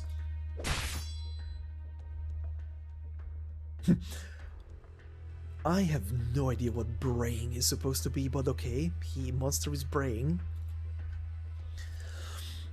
Traitor, your excuse is an insult to Ursus. Even if all is truly as you say, and your actions benefit Ursus in thousands of ways, it was not your decision to make. Control yourself, Royal Guard. I can smell your lies. How dare you claim you did this for Ursus? It's spreading. Even though it's only a small demon shard embedded in that device, it is more than enough to level this entire manor.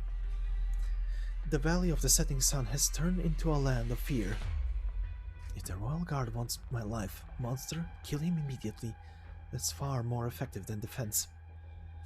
Even if the Empire's glory lasts another 1,000 years, those black lands no longer belong to Ursus. They are no longer part of this world.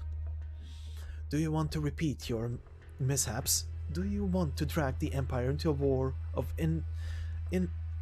unimaginable scale just because you lost control of yourself?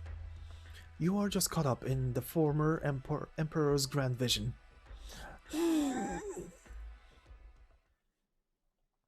That moment, the fear in the air immediately boils into material substance. Once the earth-shaking emotional release comes to a halt, there remains nothing but a faint, ominous black glow emanating from the cracks of the Royal Guard's mask.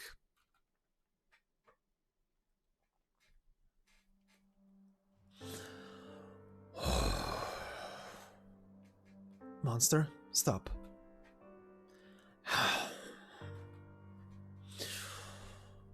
What is this? You won't let your chance get away. Your one and only chance. You know your tactics. If I let monster attack, you would have pierced right through my chest with those black spikes of yours. Looks like I need to test you. Looks like I need to test you anymore. You know like the back of your hand how the Royal Guard operates. You called me inhuman, and now you address me as man. Suppose you still have a shred of my approval. It would have nothing to do with the will that you are executing right now. As long as you are still resisting, you remain a stalwart barricade of mankind. No one can take from you your honor of having been born a human. At the very least, before you find yourself fooled by that illusion that is destined to be destroyed. You are right. Indeed, and there are many things I misjudged.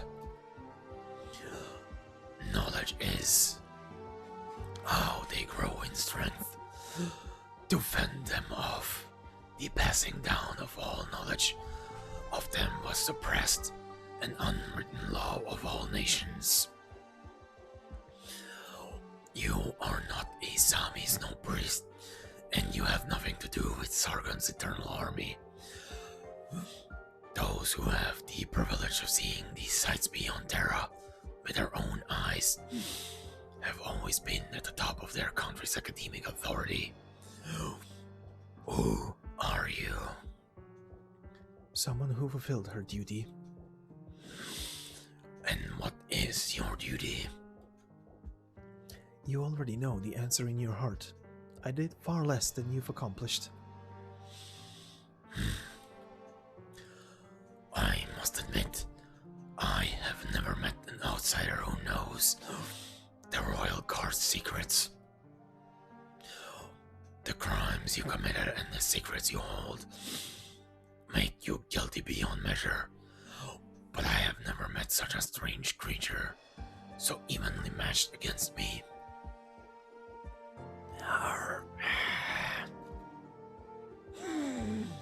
You are full of surprises. The mystery surrounding you worries me. It seems I must be more cautious when dealing with you.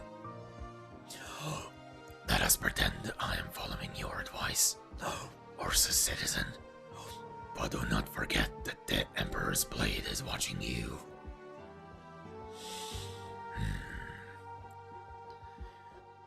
We don't have much time left. Ursus has not had a chance to catch its breath, but the moment the Count finds you, it will be plunged into a whole new whirlpool.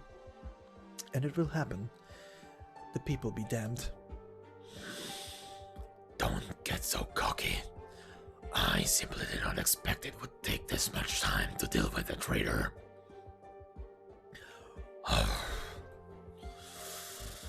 You are worthy of my caution, traitor. It was your responsibility to to guard Grand Duke Vanya, and finding the cause of his accidental death is your one and only mission. I ensured a quiet death for him. I then escaped from Ursa's territory. Perhaps what I have done can't truly be considered a violation of Ursa's rights. If so, I stand to reason that a life is too great a price. I trust all of you royal guards are capable of making a sensible decision. You...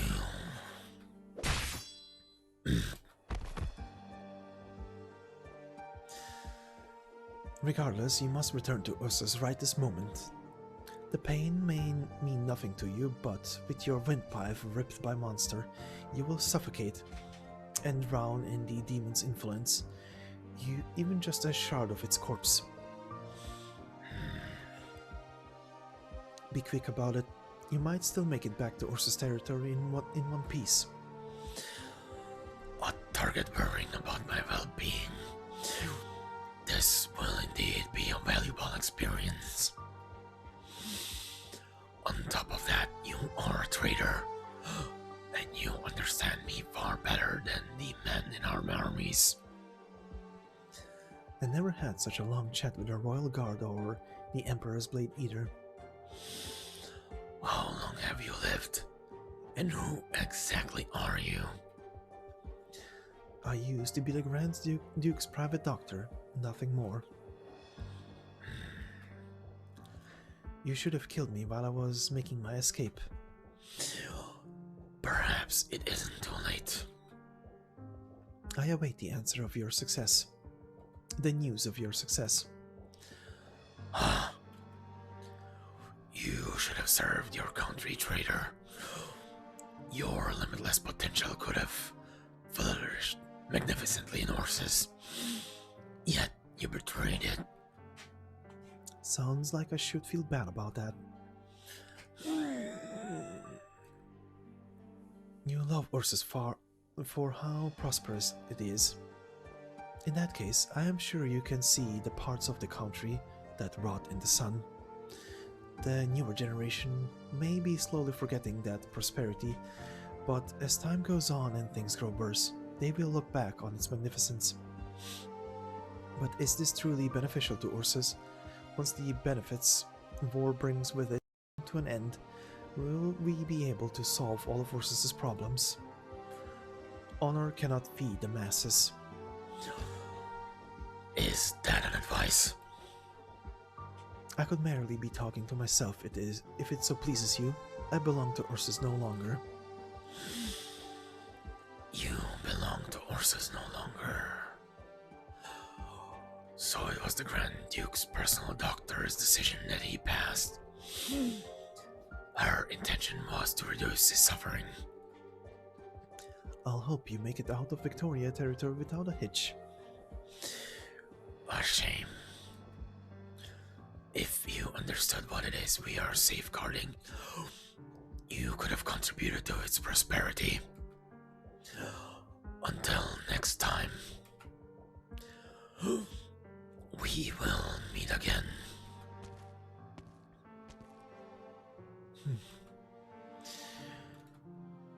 Come back, monster. He's gone. I need to take care of these marks. Kal'tsit! You should not have come here, Heidi. You were so badly hurt. I brought a first aid kit. How do you use this? I can take care of it myself. Kal'tsit, what happened? Emperor's blade. Tell your father this name. That's all you have to do. It's nothing you need to worry about yet. Okay, but was that man from Ursus? What is someone like him doing here? They are like the shadows of Ursus. And the size of their vast dark shadows has to do with only the Empire's sun.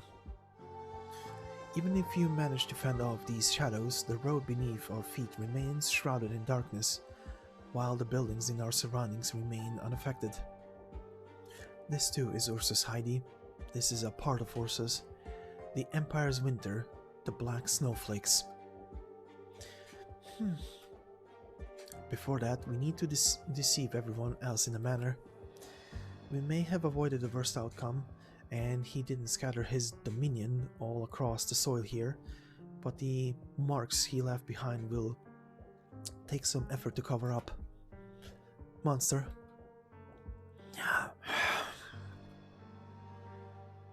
Huh?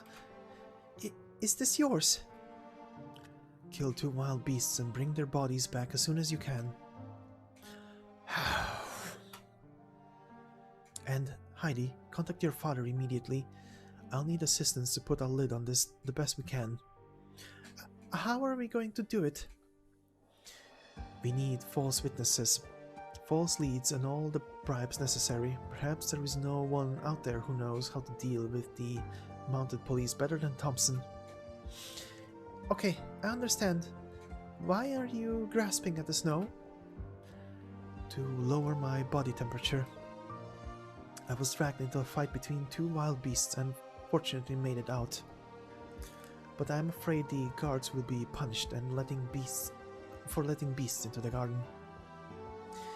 But those are no minor injuries, are you still? We managed to avoid the worst case scenario. If you had insisted on fighting me to the death, I'm afraid none of us could have gotten out of this alive. Now, aside from that, find me a messenger who can reach Sami.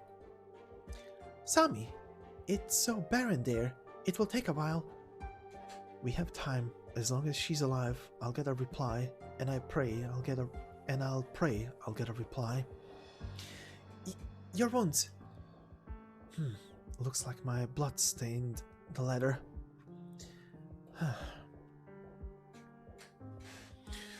Did something happen outside? Of course not, Count Vincent. Please do not avoid this subject. Tell us how you defeated the Grand Duke's hunters. I had no intention to be disrespectful to the Duke, of course, but I lost my temper and could not well control myself in that competition. It was all because the hunter told me I should never have hired Savras and Zalex. He even told me he took pride in hiring only Liberi housemaids and Muscly Forte for the upkeep and defense of his mansion the Duke awarded to him. His words remind me of an old gardener who once tended to our gardens. He was a Zalek, and he had been working here long before I was born, and I never found anything strange or unsatisfactory about that. Oh, how progressive. In the end, I was the one who shot down the foul beast, while the Duke's hunter missed his opportunity. You set a fine example for the rest of us, Count Vincent. I should have saved the Duke some face, of course. When the Duke thinks so highly of you, what's wrong with putting your gallantry on full display? You are right. There were the hunter, the bow, and the foul beast, but no one knows me better than myself.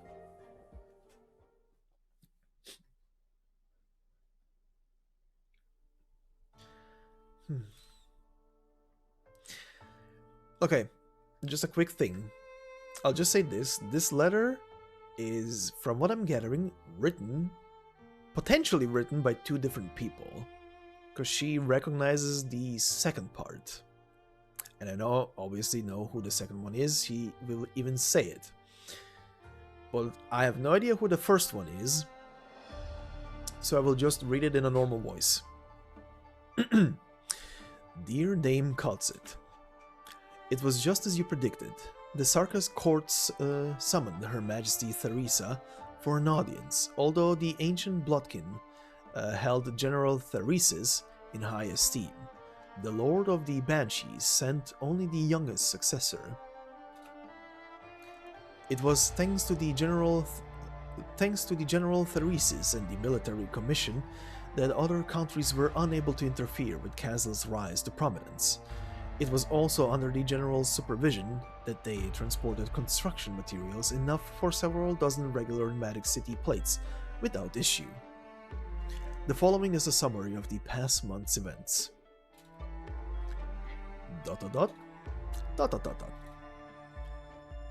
Kal'tsit.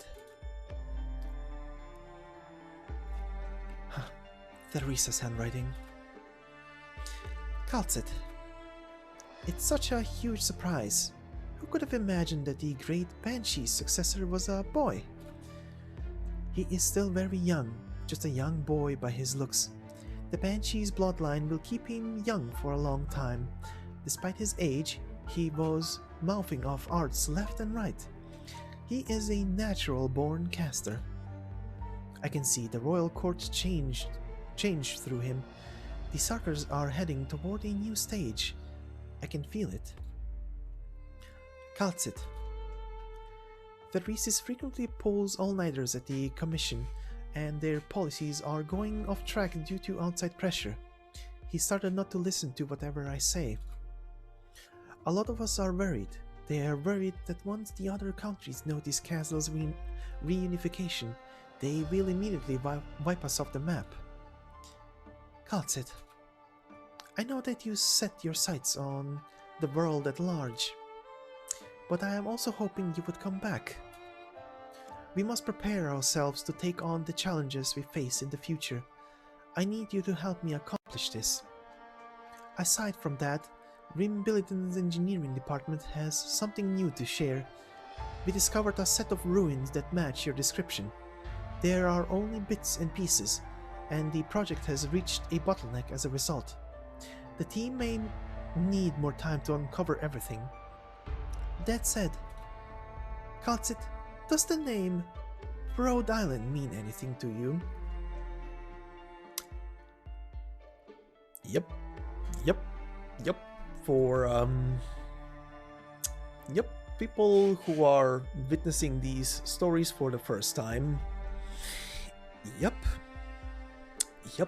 She is saying what you are thinking she's saying.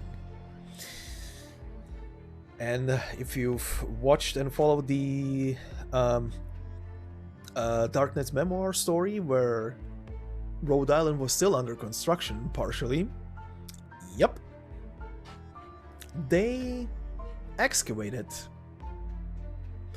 a Rhode Island that was pretty much a derelict somewhere. Yep. That thing is old. And it harbors secrets, is all I'm trying to point out here. But anyway. So soon.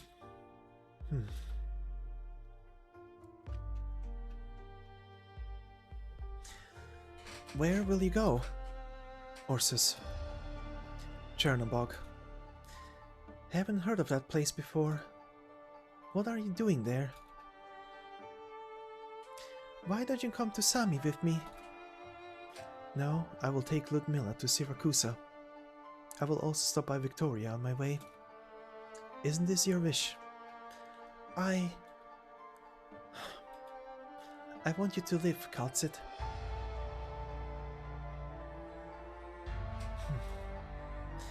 Kal'tsit? Heidi, you and your father will continue to work in Victoria. Our only objective is to prevent the cities that boast their honor and glory from falling to the Duke's unrest. Dame Kal'tsit? Are you leaving? I have to leave sooner or later, Heidi. Try not to make the Count suspicious. Let's head back to the party.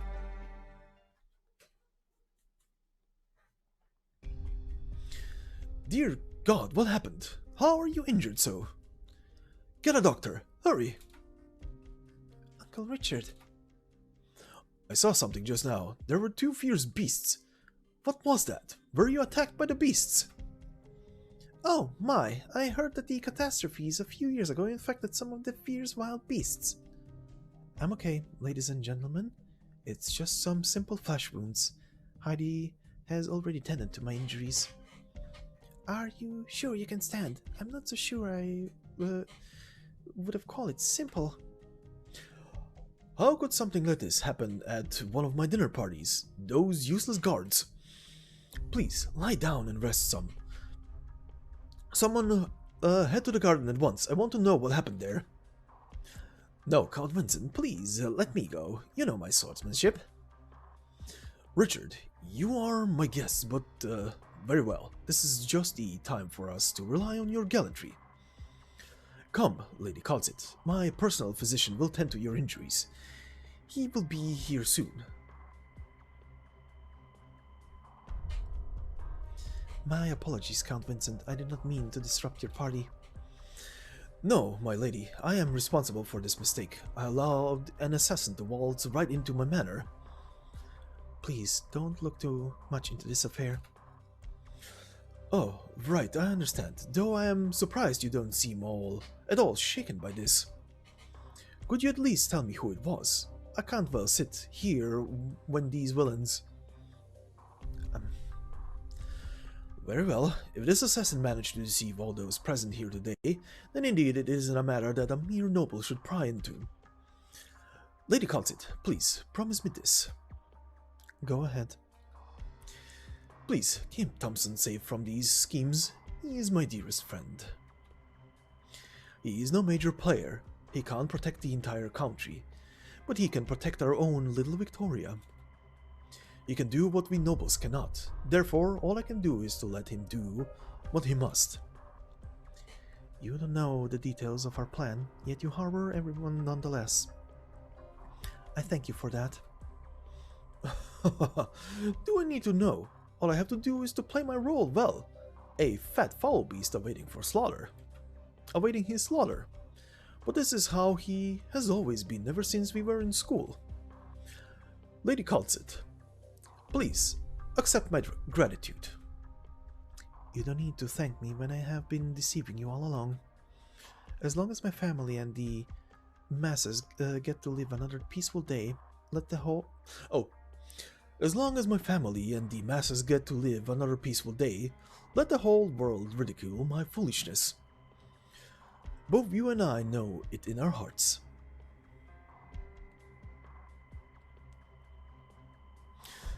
Are you leaving so soon? You are still injured.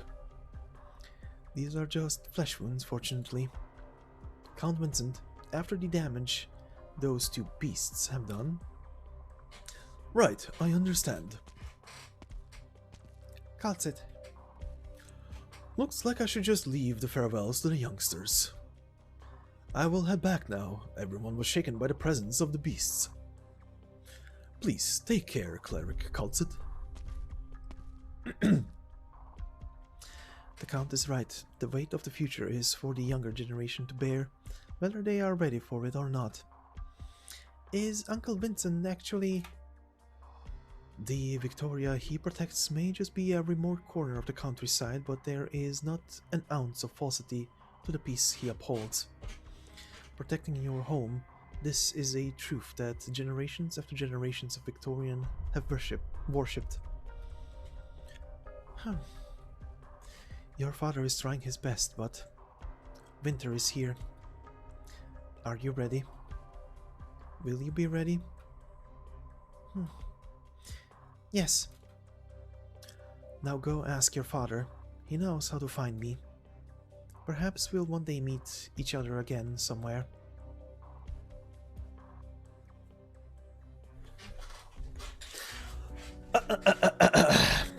Well, that was a segment to voice. Tea. Jesus Christ. I will feel that in my throat tomorrow. Considering I had to record this for a second time. And why? Well, I'll talk about that at the end. But let's finish this off with this final post-stage cutscene titled Visitors from Afar. He had never felt so strongly about the journey he took in his younger years until today. He suddenly felt dazed. Though he hated the desert, he never thought about where he could go.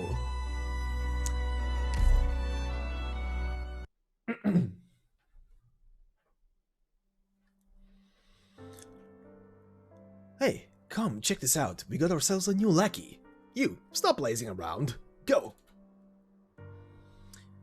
I'm the new craftsman apprentice. My name's Alright, enough talk. Get moving. Hey, you lot, use him however you want. He's apparently one of those bookworm types from Colombia, even younger than your kids. Just treat him like those slaves that got sold to us. As long as it doesn't kill him, that it is. It's not like he's got a guardian angel watching his back. We'll work you to the bone, kid. Alright. Isin, look. Oh, what a surprise. Did you weld this together with the steel you stole? What a magnificent piece. You're exaggerating. It doesn't matter how pretty it is. It's just consumables. But you must rest. Your broken arm has only just healed. Don't worry. Do you know where we can get some refined originium? There is nothing that gold cannot buy in the Reef Steep black market. Let's see how this turns out then.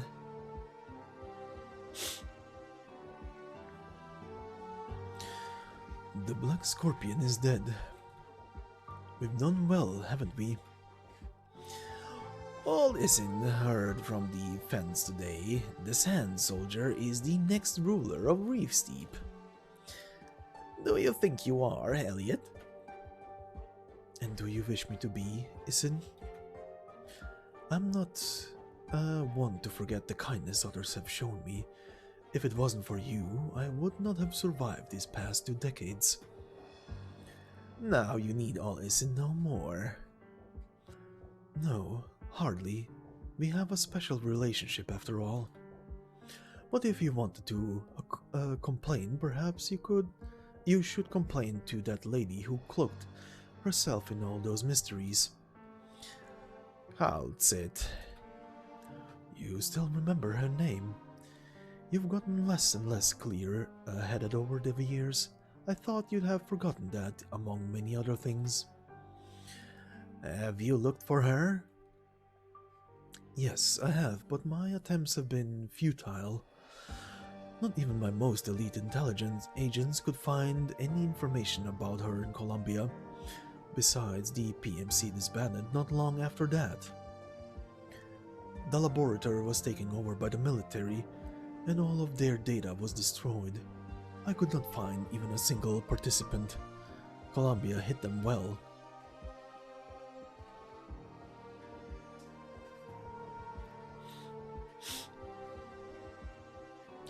The Ibuti Lord Amir will pass through Redhorn next week. Oh, fate can be a fickle mistress sometimes. This is an excellent opportunity. Old Isin, are you asleep? Old Isin had a dream. Another one of your dreams. It was still the same dream as always. The Keshik's footsteps went across the tundras and grasslands, at least reaching the land of golden sands. But this time the dream was a little different. It was a scenery that the Padishas never recounted to old Isin. There was someone there. She looked like Kal'tsit, in another form. She was there. When the Kashyyyks conquest shattered that bygone era and those thousands of years ago, she was there. Dreams can't explain much, and there are no arts that allow us to glimpse into our fate across time. You said so yourself. Yes, there is merely a dream that all Isin had. This is merely a dream that all Isin had. A meaningless dream. Lady Kal'tsit could not have had anything to do with them.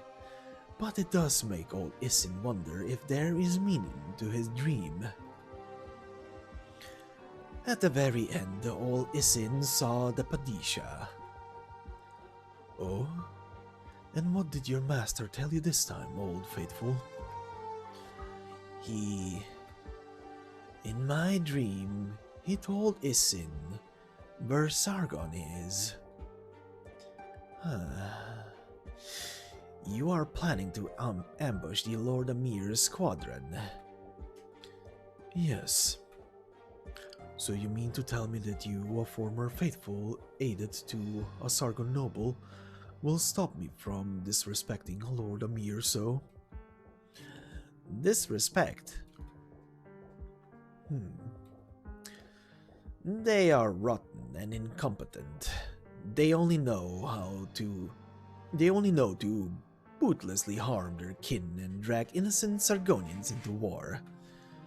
They stand on Reeve Steve's land doing their dirty work. Why would old Isin feel respect for men like them? All Isin wants them to pay the price. All Isin wants the glory of Sargon's past be restored, and not by these good-for-nothing clowns. All Isin must seek the city of Golden Sands. I don't see you get this excited often. Please calm down. It's time. Go, my child. Light a fire and complete your revenge.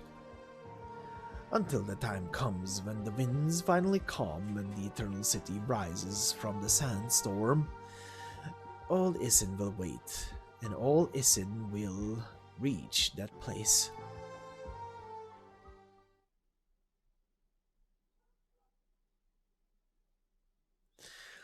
This is the place. Very well. Be sure to knock first. Don't get any fighting ideas. The elite operators here ain't no pushovers. Now go.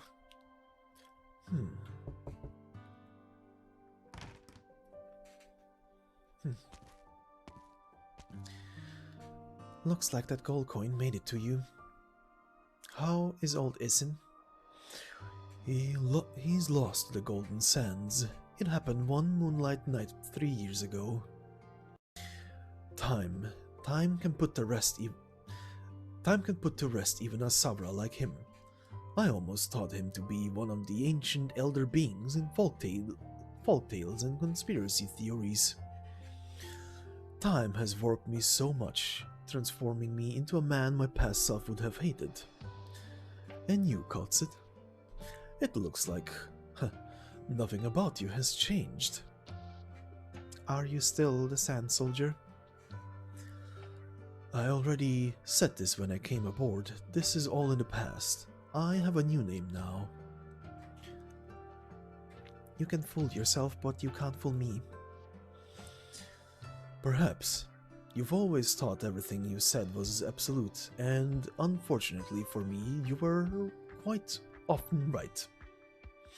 Also, I want to point out the game is currently referring to him as Passenger, so yes. You have always had a good memory, Elliot. Don't call me by that name. Don't we have these code names exactly for this purpose, to shroud our secrets? Dr. Kal'tsit, oh, my apologies. Have a visitor? No matter. Please, as you were. Okay. A messenger from the field office in Victoria sent us a package. It's pretty strange, too. It's not addressed to Rhode Island, but you personally. Logistics has already scanned the package. There's an information storage device inside. The sender's name is Heidi Thompson. Do you know her? This is just some intel I needed. Leave it there. Okay. That is all. This little moment, this little bit here. Liliana's daughter, basically the connection to Liliana. Kal'tsit is there. A package came from Heidi, and freaking Elliot, aka Passenger. All of these elements that have been part of all of these seemingly individual stories, only connected through Kal'tsit as she travels, all gathered right now in a single moment. Mwah. Love it. Anyway. A new conspiracy, I presume? Watch your mouth. You may not officially be an operator here yet, but you signed a contract.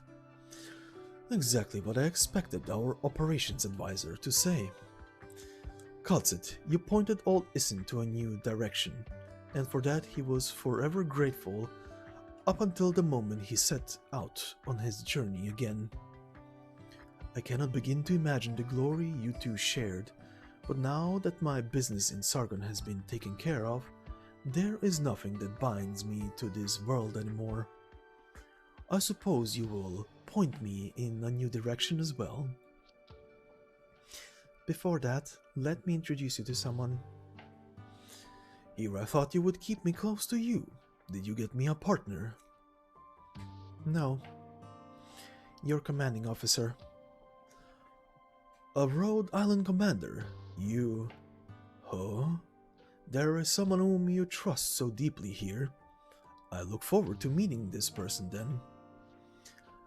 Kal'tsit, you wandered the world for so long. How long will you stay here this time? You have no right to ask. Very well, of course. You need an answer if you don't want to, as you are now my superior. But if this is yet another false identity, and this place where you belong is yet again false, then I am afraid it would hardly be meaningful for me to serve this place.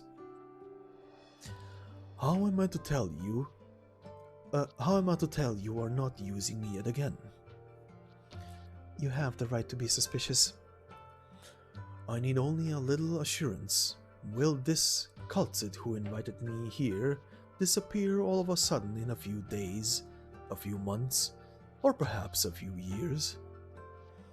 Will she again set off on a journey to take care of some business that a bystander could never come to understand, to drift the world for her own purpose? Will you? If a simple answer can affect your loyalty to Rhode Island, then perhaps I must reevaluate this working relationship of ours. I only need an answer. An answer should not be so hard for you. I'll even accept a lie. If it is an answer that you want, I have thousands of them. Then please, pick any of them. I... Motherfucking cutting away. Doctor, here you are. Well, good morning, Kal'tsit. Closure has finished resupplying, but there seems to be an emergency that needs your attention. Amia is sitting there already. Don't keep her waiting. She has been working very hard, and you should be there at her side when she needs you the most. Of course, that goes for you as well. Don't push yourself too hard. Rhode Island needs you. Thanks? I have an unexpected consultation to attend to in a moment, so I will leave it to you and Amia to wrap things up. If things go well, perhaps you will get to announce to the whole ship before sundown. Time to set sail. And there we go. That would be the end of this side story of, technically speaking, 4 different side stories in one story. But yeah, first off, yeah, this is technically my second recording. I was about an hour and a half into the recording already yesterday, but for some stupid reason, Windows decided to update a boatload of patches, because I paused the automated check for a while, and because it slows down my PC to a crawl, and everything was lost. Basically, the whole hour and a long file, when I noticed that the thing was happening in the background, because I noticed how shit was chugging all of a sudden. Yeah, I lost an hour and a half of recording. It was just a jumbled mess. Let's put it that way. The audio was,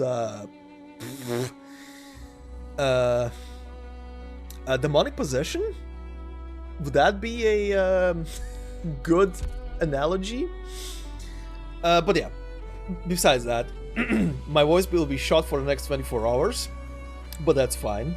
Not like I'm gonna record any kind of narration for the next 24 hours, so good.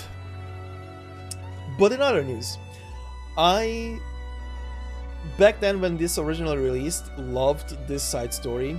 It was a bit weird to keep originally track, and I guess probably is a bit weird to keep track of all these different timelines that the story throws at you at once. Well, not really at once, but step by step it introduces the current timeline.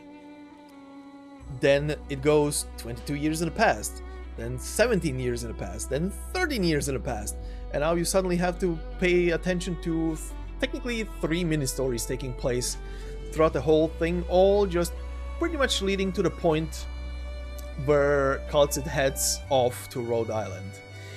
But the story I personally enjoyed a lot, mostly because Kal'tsit is one of those characters that in the main story does not really get any kind of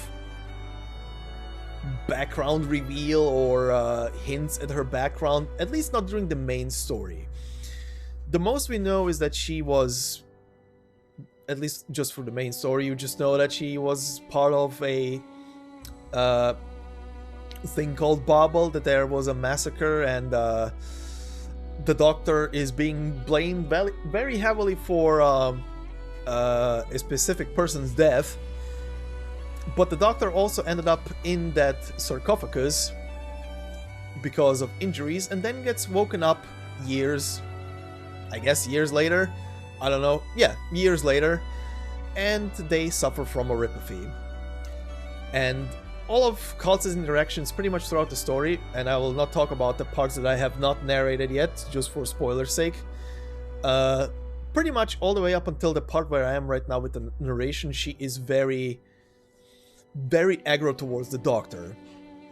But she's also fighting, as seen in the current parts that I'm at, she's fighting back against herself to acknowledge that the person in front of her is a different person now, considering they have lost their memory of who they were. Their intellect and everything is there, but yeah, outside of that we don't get really much.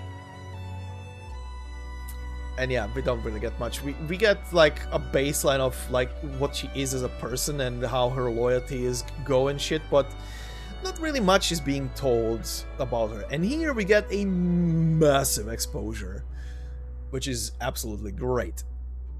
She's pretty much one of the main characters. So yeah, and she's present in a shit ton of side stories, including a side story that will be very soon upon us, which I will talk also in a bit. But as the story here as a whole, I love that story, like I said, tells us a lot about Kal'tsit. It tells us also Passenger's full backstory, which is a giant added bonus on top of it. Then 2 operators that really I don't remember if they appear anywhere else, and I would love to have them in another story maybe, and by that I mean Sessa and Heavy Rain appearing is interesting. But I guess this story is more so important not just because of exposure to Kal'tsit, but also because of how much of a world building lore it brings to the table, in the form of stories about literally centuries ago, where a lord basically went south.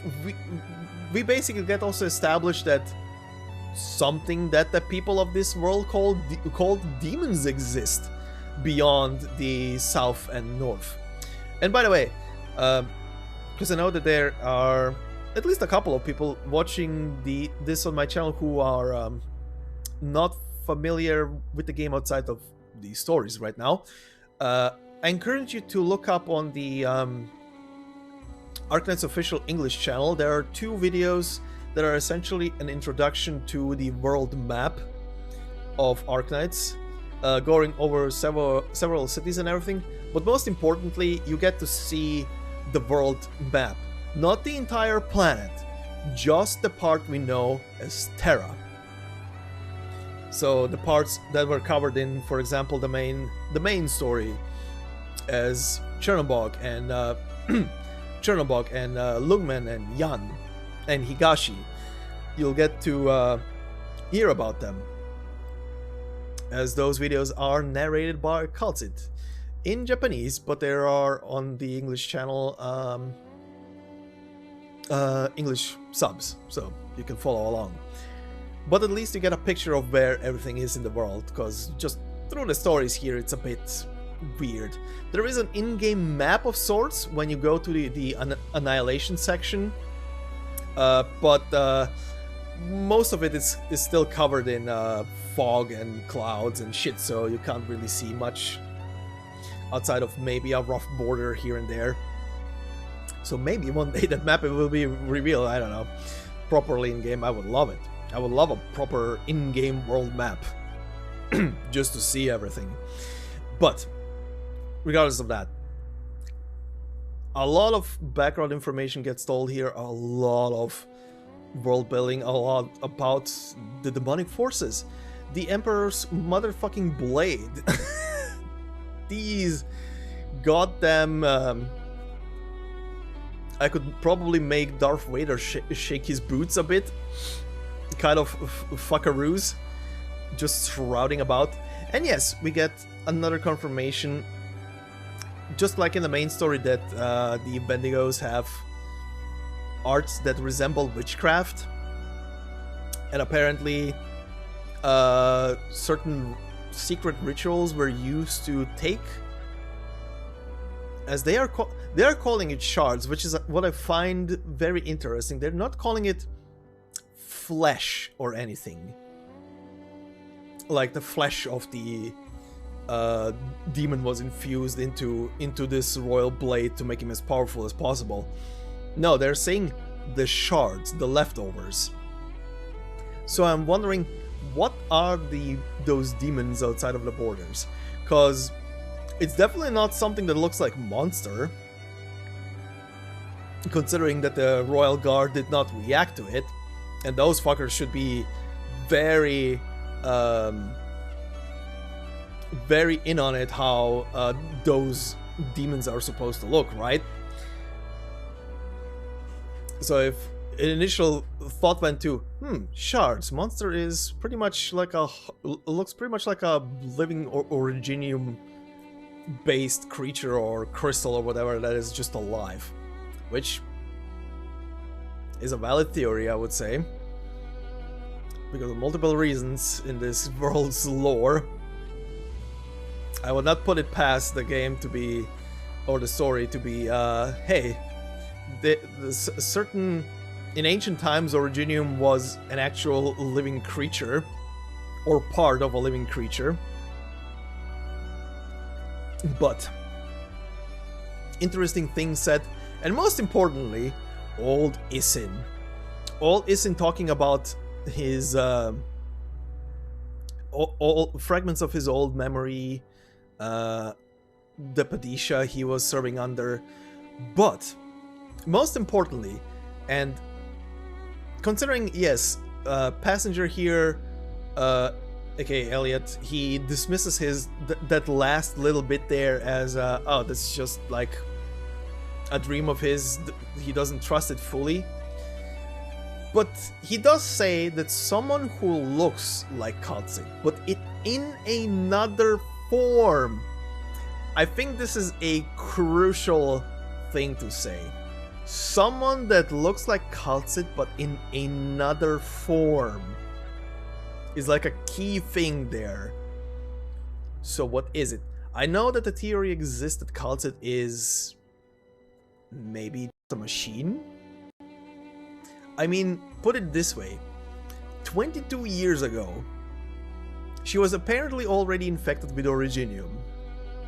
22 years later, she, and especially for her kind, I think it was established, at least from artworks, that the feline types do normally age. But 22 years later, she looks exactly the same. Nothing changed. The crystals, even in her art, the crystals on her right shoulder, same size, always there. Nothing has changed, which is technically impossible. Right? That is technically impossible. Unless she is not really alive, or she might be something like what Neon is, for example, being part of something else. She might literally be just part of some ancient creature like Neon and her sisters are, but she is what's the word I'm looking for? But that creature died long ago and she's now free to wander. Like she's made to look like that being. She does say she fulfilled her duty, whatever that was, and apparently it's the same as the Emperor's Blade. Now, did she actually mean the same thing as in protecting the of blah blah blah from the threat of the demons? Did she succeed at some point in the past? She and who else? But interesting, food for thought. A lot of food for thought there. But that will be it for today. Quick thing that I wanted to talk about here at the end, considering next narration things on the channel. Now, as soon as this will be over, the next thing that will be dropping in game will be the next part of the main story, aka episode 10.